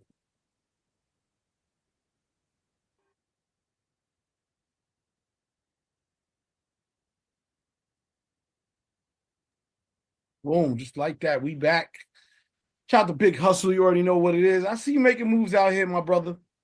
Yes, sir. Yes, sir, man. Ain't got no choice. Gotta work. Yeah, Florida's sound, man, it's like its own thing. How does that come about? It's its own thing, and then it goes national, man. How does that come about? I guess it's the water. But we just everybody got their own demographic. You know what I'm saying? From Florida, Georgia, South Carolina, North Carolina, New York, from all over. We just got a different sound. You know what I'm saying? We used to the palm trees, to the the projects, that's everything around the beaches, the rivers, the slums, the ponds, like everything, the gators. It's just something different. You know what I'm saying? So it's just to the point that we just different. You know what I'm saying? That's all I can really say about it. We just different. We're in a different market, so we got to work even harder, to even get on these different platforms, to these different cities, to the different people. We got to work even harder because we're in Florida. We at the bottom of the map. So you just looking at us to be slaying iron and doing robberies and selling drugs, cocaine capitals. You know what I'm saying? But at the end of the day, like, we got talent too. And that's one thing unique about me. I got my own sound. I don't sound like nobody. I don't try to sound like nobody. So it's just, we all just work hard, man. We just grinding right now, man. So shout out to Tay Dizzle, man. Bro, back out. He back out in the field after 10+ years. He's back. I look at him as a Florida legend, Moot Boy, Florida legend out of Orlando, still independent, doing his thing. And it's a classic, man. Like, that record it was magic, man. That's what Tay tell me all the time. Like, bro, that's magic, bro. That was just a magic record. So it just all came together, man, from the production to us artists, man, to putting the video together in my little town. We shot that in my little town, and I wanted the woods in the background because it's country, it's rugged, but you still get that Florida feeling, So that's what it was for the whole concept, man. I just wanted to be that Florida, just a Florida vibe, with a country mindset, you know what I'm saying, with a background of just to be in Florida, with all aspects about it. So that's just how it pretty much came about, man. I think it's dope, man. I've been on this support local talent tip a little bit, in addition to everything, but it's good to see like you sticking to home and sort of putting the town on. People love that and they become like, these super supporters. There'll be some haters, but forget that. You get to keep Of the super course, if you ain't supporters. got haters, you wouldn't be shit. That's my slogan. You know what I'm Exactly, saying? If you exactly. got haters, you ain't doing shit. You feel me? But it's even hard right now. Like after shooting that video and bringing the awareness, because I've been bringing awareness to this little town and the surrounding counties for the past 2-3 years. Giving back to the community, doing things with the kids, doing sports training with the kids, helping them out with their homework, just really giving back to the community. Because one thing I want to do is help rebuild this community. You know what I'm saying? Get a non-profit and just really put back into this community and help these kids, man. Because a lot of them lost out here. But right now, I'm just trying to do my best and show them that you ain't got to be in the streets, man. Like, that ain't what it is, And so the best way for me to show that is for me to be out the street. I've been out the streets for a good little while now. I had to make a choice. Like, can't be 1 foot in, 1 foot out. Is it you gonna do the music thing or you gonna do the streets? Then I got a 4-year-old daughter that look at me as a hero and a 17-year-old son. So it's just to the point like I can't fail right now. You know what I'm saying? So my gift is to give back to them, give back to the youth. And by doing that video and everybody seeing it, it's hard for me to even go in grocery stores right now in my hometown right now. But I embrace it. I love it. You know what I'm saying? I love being around the people. They love me. Right now we setting up to be doing something for the graduation, performing for the kids for the graduation, man. So, man, just working, man. Just working hard. Yeah, it's good, man. It's good. We're entering into the spring, summer season. A lot of events, a Yeah. lot of people gonna be outside. What's your plans for for the rest of going into spring now and into summer?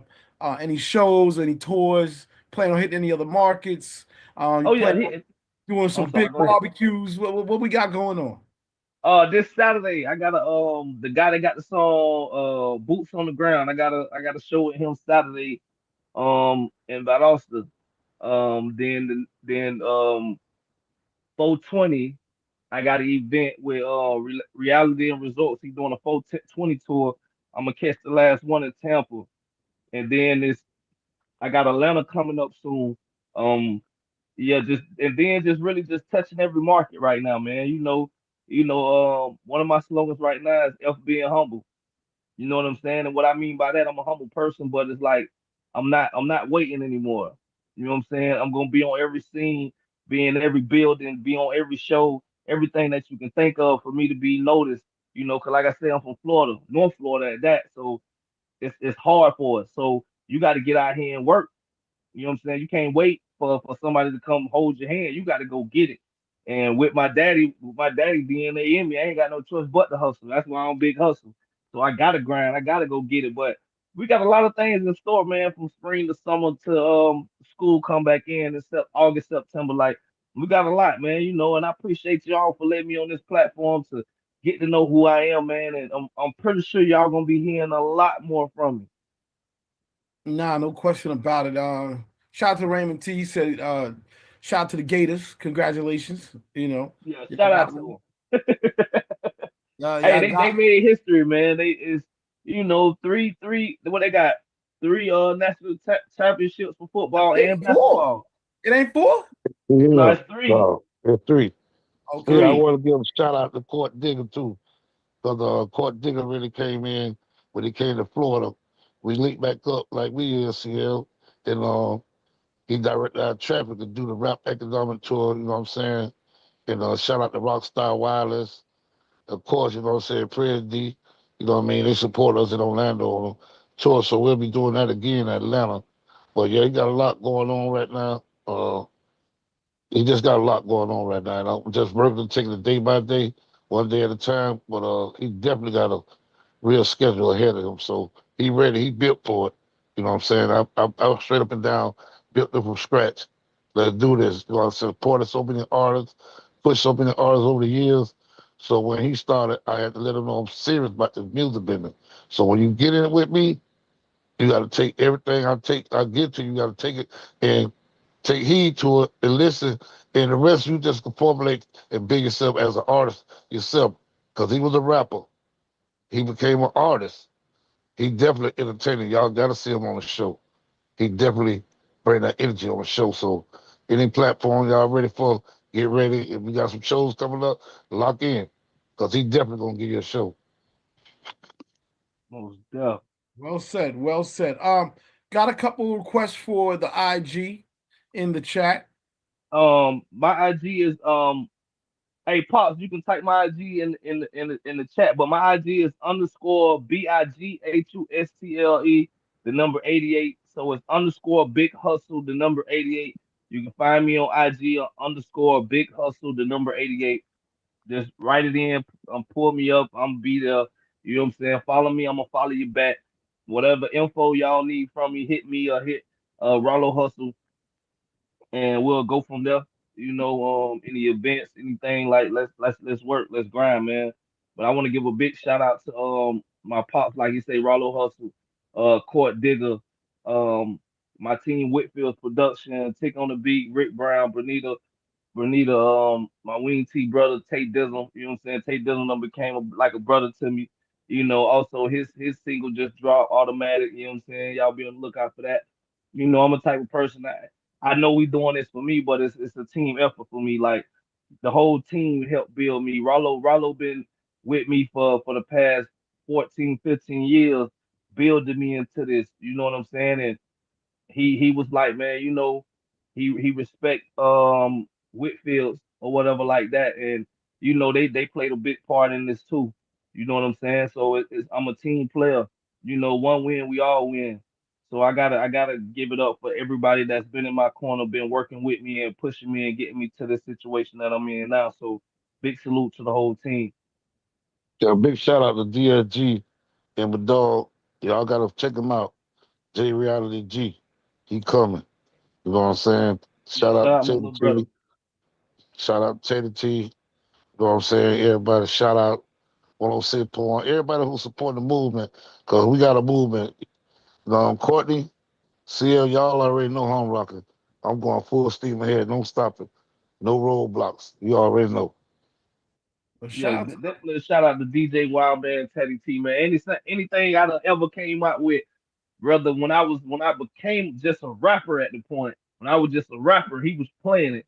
You know what I'm saying? Wildman was playing it. Like I seen Wildman up 6, 7 records, he playing it with no problem. But now that I done got to a certain level now, he can't wait to get it. You know, so my Uncle Wildman, Teddy T, man, he was the first one to play straight, the first one to play Ain't Real. You know what I'm saying? Like you say, man. Like shout out to my little brother J Reality G, man. You know, he's doing big things as well, man. Hey man, it's just a movement, a North Florida movement right now, man. You know, we just doing what we doing right now. You me?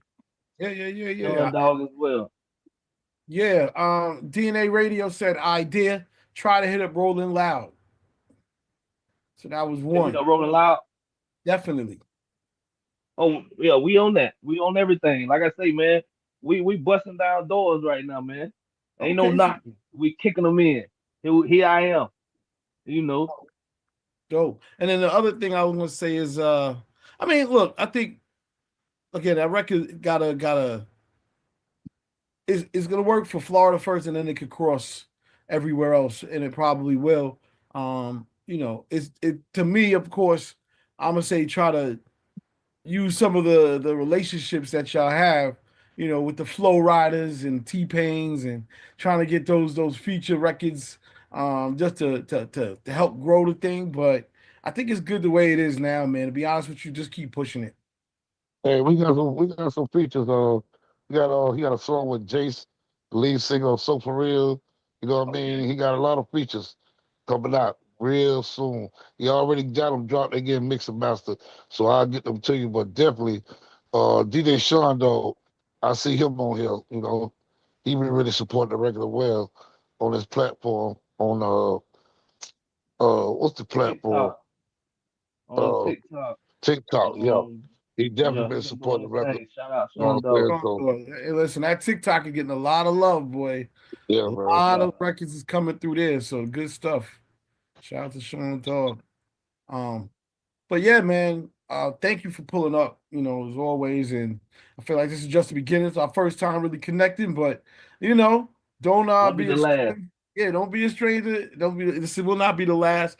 And I'll make sure that you connect. I don't know, Ryle, if you did you connected with the Fleet and some other coalitions, obviously the coalition DJs, but you got so many dope networks that have a large footprint in Florida, as well as Georgia, Alabama, the whole South. I just did the Carolinas last night.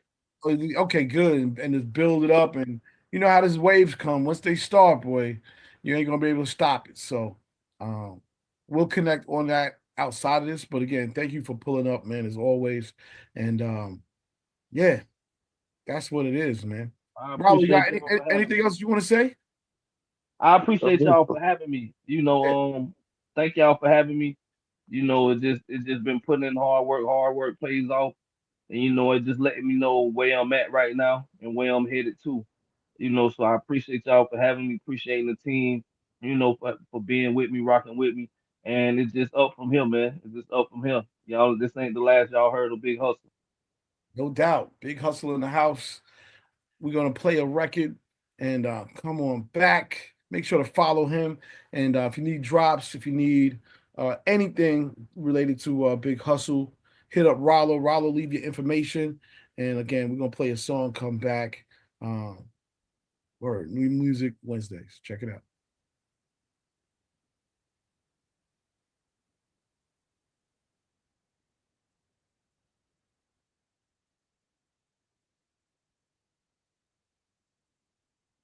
Okay, technical difficulties. Hold on one second, y'all.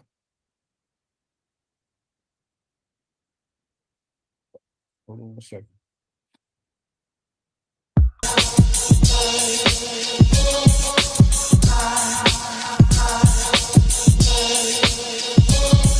It's Satiro and Key, Satiro and Key. We back with the heat, we back with the heat. Get slapped with the beat, get slapped with the beat. Laying back on your feet, laying back on your feet. It's Satiro and Key, it's Satiro and Key. We back with the heat, we back with the heat. Get slapped with the beat, get slapped with the beat. Laying back on your feet, laying back on your feet. I've never been one to follow. I find a path in the jungle where it's hollow. Knocked out Apollo, from Sicily to Sao Paulo.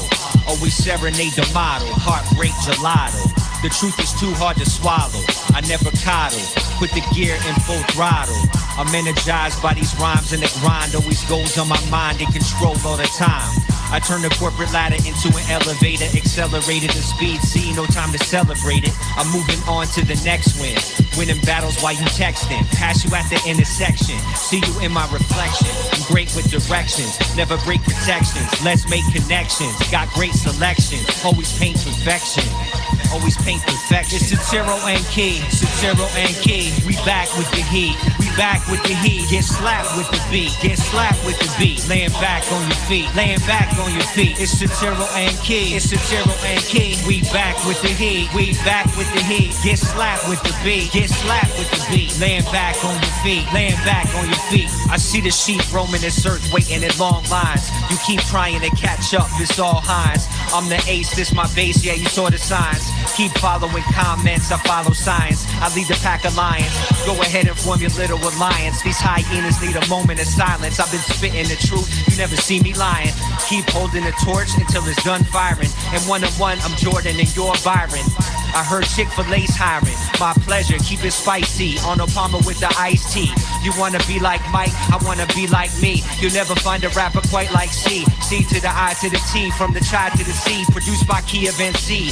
Read between the lines and you'll see a different pedigree. It's Satiro and Key, Satiro and Key. We back with the heat, we back with the heat. Get slapped with the beat, get slapped with the beat. Laying back on your feet, laying back on your feet. It's Satiro and Key, it's Satiro and Key. We back with the heat, we back with the heat. Get slapped with the beat, get slapped with the beat. Laying back on your feet, laying back on your feet. Righto. What's going on here?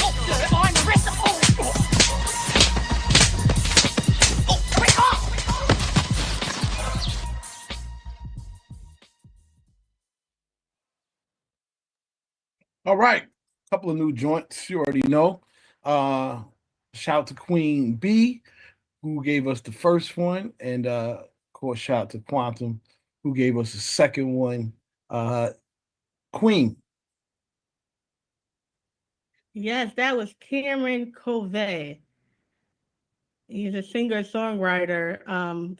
He wrote for Sting and Shaggy. Oh, word. Yeah, he worked for Case. He wrote for Case, Angie Stone, and he's gonna be on the Wu-Tang as well. The guitarist. Oh, wow. Okay, nice. That's a surprise. Where'd you find that one? Actually, his PR team reached out to me, and she sent it to me. So that's what's up. Look at this. Look at Queen over there. Got the PR team reaching out. Watch out.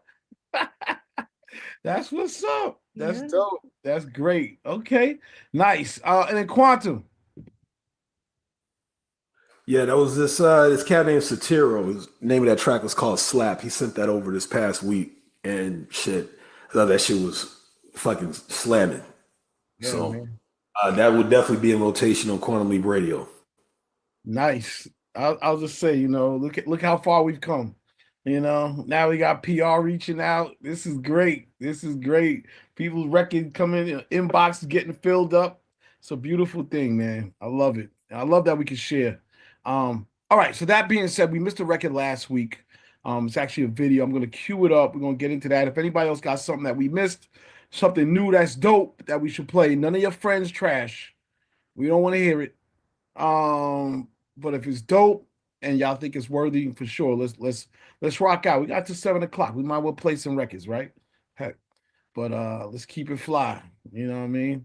And it happens. I know, sometimes, you're trying to look out, but but we gotta we're gonna try to keep the standards up today. All right, hold on. Let me try to cue this up real quick. Check this one out. Okay, here we go.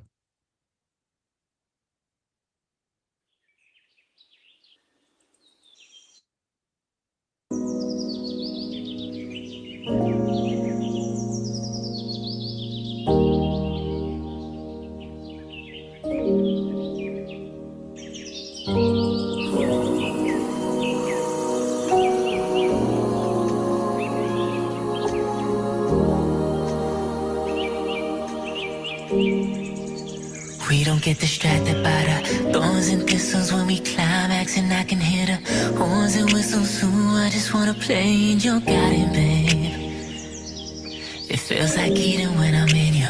We don't pay attention to the birds that chirping just as long as your forbidden fruit serves its purpose. When I'm falling into your garden, babe, it feels like eating when I'm with you. Be that as it may, when the flowers bloom, your powers groom that which is uninhibited by your womb. You know Mother Nature. You're her child, which possesses the fruits of her labor, the savory flavor that enables you to make unstable any man in his ways. You're the garden, and through you, life flows. Said I'm grateful for the blessing in front of me. One-on-one work of art, a masterpiece. So fine, baby, divine, baby. You are, baby, ooh. Like the sun, let your light wash over me. Come alive when I feel your energy. Patiently, wait for shelter in your oasis. Don't you go nowhere. When I'm with you, I'm floating on it. You feel like heaven. Don't you go nowhere. The flowers sprout and wake of your bloom, while every living thing quakes in awe of the beauty you possess in your garden. We get to party when we create the sweetest fruit I got on my plate. Believe when I tell you I wanna taste you in every way. There's no debating. I got the time, nothing on this earth could ever make me question what you want from. Pull me away from heaven on earth. You are the purpose. We don't get distracted by the thorns and thistles when we climax, and I can hear the horns and whistles too. I just wanna play your God in vain. It feels like eating when I'm in you. We don't pay attention to the birds that chirping, just as long as your forbidden fruit serves its purpose. We're falling into your God in vain. It feels like eating when I'm with you. Oh, it does. Feels so good.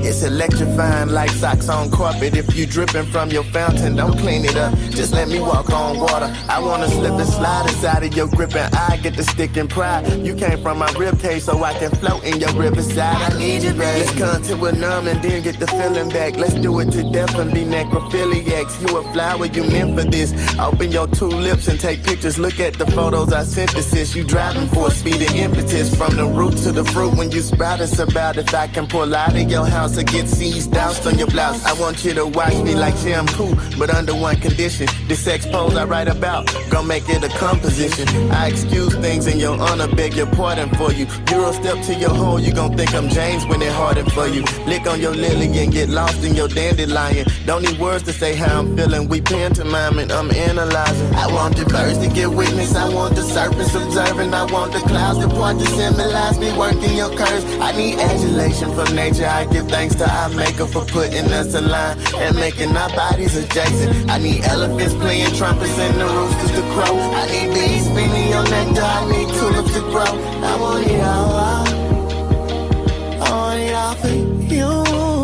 We don't get distracted by the thorns and thistles when we climax, and I can hear the horns and whistles too. I just wanna play your God in vain. It feels like eating when I'm in you. We don't pay attention to the birds that chirping, just as long as your forbidden fruit serves its purpose.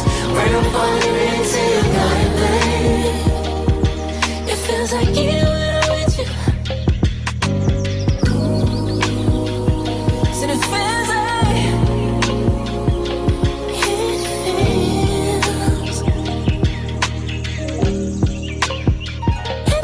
like a different thing.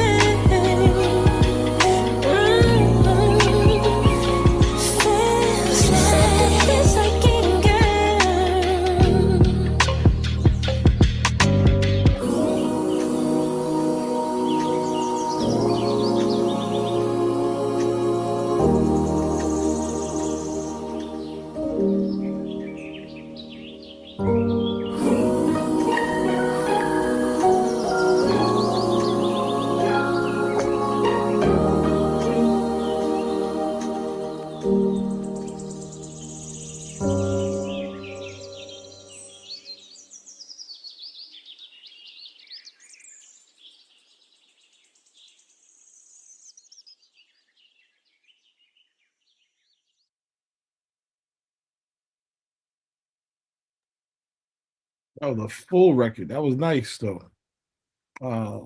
Shout out to Queen B, so soulful. Headway. Yo, that was by artist named Ballad, like the title of the song. He's new to me, but that was Akeem Ali on the verse at the end. I mean, he's not new to me. That's kind of how I found that song, by following Akeem Ali. But that's a new song. It just dropped last Friday, or was it the Friday before last? My bad, Friday before last. And it's a jam to me, and I just wanted to get it to y'all here and see what y'all thought about it, because we always talk about R&B, and I'm like, shoot, I'm always screaming I love R&B, so I got to be ahead of the game. So yeah, that's when I went and bought that track off Apple Music, because it's not even on Record Pool yet. I was gonna say that they have a DJ pack for it. I feel like that's a record worth putting up. No, they don't have a DJ pack for it out yet. And the crazy thing is trying to get a hold of Lou Williams is like is very very difficult right now. So if y'all don't know, Lou Williams, the retired basketball player, his mother was a jazz pianist and a composer. Her name was Mary Lou Williams. So he got his name from his mom, right? So she had her own record, back in the day. So he created his own record label called Mary Records, or he revived it because it was she brought it out in 1964 or something like that. But he basically took over. Now he's the owner of the record label, and one of his artists is Akeem Ali. So basically, you get a hold of them, we're able to get a hold of Ballot, and that may, or get a hold of Ballot first, and that might kind of start the domino effect.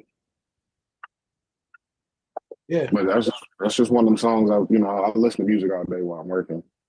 So when that song came across my feed, I took a swing at it, and I'm like, yeah, this is dope. So yeah, right now it's about making that connection. But yeah, dude's name is like I said, Ballad, Ballad.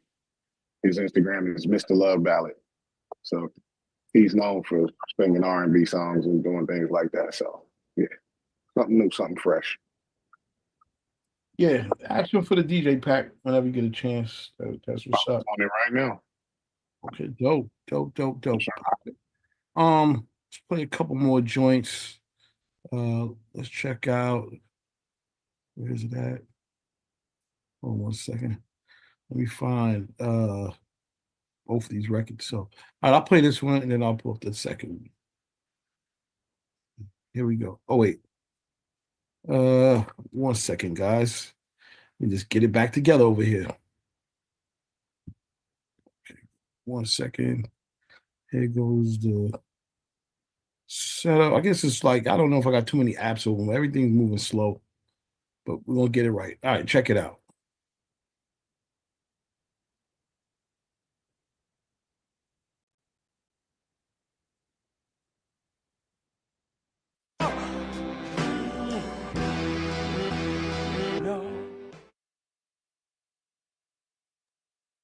All right. New Fredro Starr. Dave, you want to talk about it real quick? Yeah, that was fire. He got an album that came out called Soul, the album. He was promoting it on Them's podcast, We Outside, and he just got a book out called Back the F Up, talking about his Onyx days. So I just like that joint in particular because of the soulful backdrop. And he produces, he's an ill dude. And what else? And he's shouting out all the producers that rap. He even shouted out Aguilar on that joint. So I just thought it was fire. It's our era, it's that 90s era that we grew up on. So shout out to Fredro. I'm actually on my way to the book event in the village right now, CL. So shout out to Onyx. Nice. All right, dope stuff. Shout out to him. All right, we got to play this one. I was having a problem with it for a second, but now I got it. It's just, I don't know. I think sometimes I got to reset my computer. They be on for days and whatever the case is. But all right, let's check this joint out.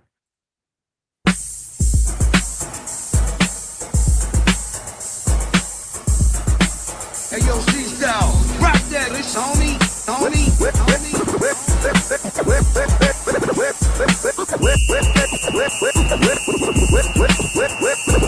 Where them fans?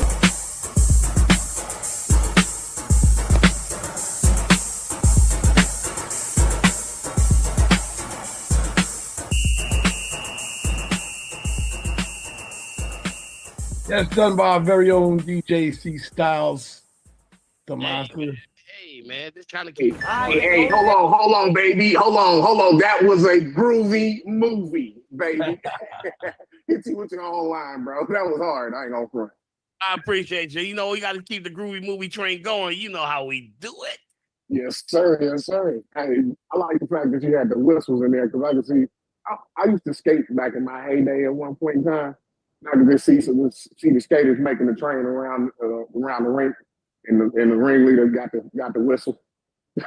So he climbed on that one. I'm gonna keep it all the way above. I heard a lot of DJs do the same type of remix, but I didn't hear no whistles. They just they pretty just let the beat ride. They didn't do no finessing to it. I added my little scratches in it. You know, I made it fun. So, you know, we keep the groovy movie train going. Like I said, you know. Yeah, it's funny because you know this record is not going anywhere. It's not only is it getting bigger. Now I'm starting to see like other dances and songs that are using the fans. It's getting crazy. Like it's getting real crazy with the fans, man. I was saying that. I was telling you that. Yeah. Boots on the ground has set off something. And who said that? I think Tivoni said trail ride vibes. It's getting out of control. And what I found out is that clearly Southern Soul has been going on for a long time. This is just like now opening up to everybody else, but it got to the point now where, like down here in Atlanta, they done converted a couple of old school stations to R&B and Southern Soul now. So that's a sign of the culture has just shifted. And some places, parts of Texas, I've heard there's almost some dissent because they've been doing it for so long that they feel like certain things aren't genuine when it comes to Southern Soul. Now, I can't confirm or deny those sentiments, but I've heard them. And my thing is this: let's not divide before we get together.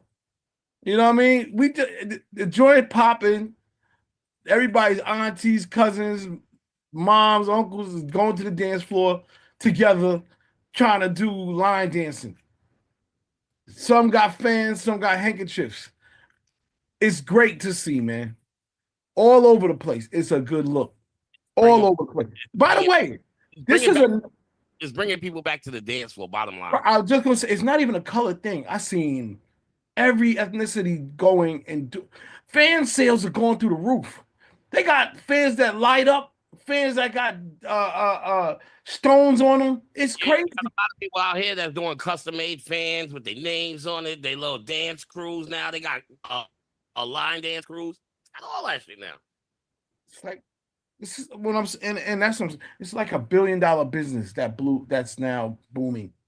Mm-hmm. It's like I just got to hit up for a venue out here, even because we are such a military town. Mm-hmm. So we got a lot of cats from the South out here in the Navy. So they're trying to pop off a Southern Soul night out here, like on a Thursday. It's gonna work. It's gonna work. Everybody needs to get loose. All you gotta do is, man, if you can get somebody that could do the tutorial for the dances for them, it's over. If you can get somebody in San Diego that can come in and walk through this a set of some of the line dances, or maybe put it up on YouTube. Come up with a YouTube mix. Yeah, no, it's already they already got the line dancing classes on the YouTube. Yeah. Heck yeah. That's awesome, man. And they just started a Zoom too. Wow. Well, shout out to Southern Soul. It broke through. It broke through. It broke through. A lot of stuff came and went. Like I'm not really hearing a lot of new Afro beats when I'm out, like I was hearing 3 years ago. They had they run. They wanted to make it a point that they was here to stay. So they made their point. They busted through. Now everybody wants to do Afro beats. So once it becomes a thing and a fad, it starts to lose its interest because now they're waiting for the next thing to come. You know what I mean? Yeah, I feel like Southern Soul has a little bit more staying power because of the dances and they're memorable and all of that stuff. You know what really brought the Southern Soul shit up to the front street? When they took the Tamia song that was like 3 or 4 years old, maybe 10 years old. Yeah. And they converted it into a Southern Soul. That one couple that converted it to a Southern Soul routine. As a matter of fact, we had them come to New Music Mondays and do the dance in Atlanta. Now, this is a Southern Soul duo? Yeah, it's a husband and wife. And they was the ones that went viral for doing the Tamia dance online. Oh, We got them to come to New Music Mondays to do the dance in front of everybody. So the shit was crazy, but yeah, they was the ones that went viral and everybody started to learn the dance off of them. Yo, if Kels was out, if he did a song to this, it would put it on the map majorly. If R. Kelly did that, yeah, it would have definitely. No brainer. Y'all see what happened with Step in the Name of Love, bro. Step in the Name of Love, Happy People, Backyard Barbecue, Backyard Party. You could say in a sense of a way he was already doing it. You know what I'm saying? Because it had that soul. But the Chicago stepping has been a thing for years. The Southern Soul. No, I know, but I'm saying he had some elements in it because you can hear it if you listen. Even yes, the Chicago thing's been a thing for years, but it still has some soul in it. You know what I'm saying? It has a little bit of Southern soul in it, just a tad in some of the music he did. So that's like right up his alley if he was to do something like that. And who knows? He's trying to record from jail, so who knows? You don't even know. To keep it all the way a buck, the Chicago steppers was doing their thing. The Southern soul is with the cowboys and the cowgirls and the cowboy boots. And it's similar. I can see what you're saying where it's similar, but yeah, they two different things, man. I just seen that Big X the Plug. He jump on a country record. I mean, I think this is gonna like mash a lot of, just Southern artists. You know what I mean? Which is a good thing. It's a good thing. More togetherness than fucking division. You know what I mean? Yeah, because that country was like the last frontier in America. Like the only one that hadn't assimilated into the, all the way. This is gonna bring all the musics together. It's gonna be crazy. I think it's here to last. So, personal opinion. I ain't got a ball or something, but personal opinion. All right, let's play these last couple joints. I know everybody's sort of itching to go do their thing. This right here. Let me just play this and one other. Check it out.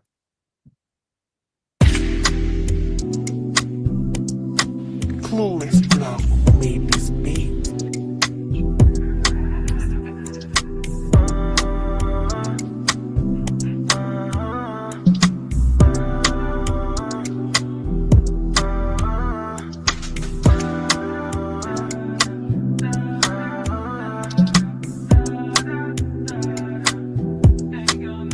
Fell in love with the lifestyle. I tell her, baby, it get crazy and it's quite wild. You ain't leaving, so come and get piped down. I ain't waiting, I'm talking about right now. It's the lifestyle, it get addictive. Full of people, so evil, it get wicked. If I ain't grow up with you, I ain't tryna kick it. And I invested too much, I ain't tryna risk it. Don't wanna risk it. She fell in love with the diamonds and the rings, the money and the fame. Ain't worry about a thing when she rollin' with the gang. Go to school in the day, and the night she had the flame. But shorty got a hold on me. Got me like, hold on. Love you nigga, hate it when you put your clothes on. Come here, baby, I've been waiting for you so long. Got me whining, grinding on you like a slow song. Lay it till you doze off. You can get it how you want it, I'ma catch it if you throw it. Couple bands, we can blow it. I'm the man and you know it, it's the lifestyle. And she come to get piped down. Top off, riding something where the pipes growl. So excuse me for my bad habits. We doing numbers like mathematics. They won't smoke, but they asthmatic. They make disses and we laughed at it. See they faces and we blast at it. Yeah, baby, come wind up your waist for G. Pretty brown and she know when up on T. Keys to the Jeep, this a island tour. Island prince for the island shown. 2 chopper, 2 stick, 2 knock a pop. Who shot your style, who too proper? So baby, come and ride with me. Got you leaving all your friends just to slide with me. She fell in love with the lifestyle. I tell her, baby, it get crazy and it's quite wild. You ain't leaving, so come and get piped down. I ain't waiting, I'm talking about right now. It's the lifestyle, it get addictive. Full of people, so evil, it get wicked. If I ain't grow up with you, I ain't tryna kick it. And I invested too much, I ain't tryna risk it. Don't wanna risk it. Ay.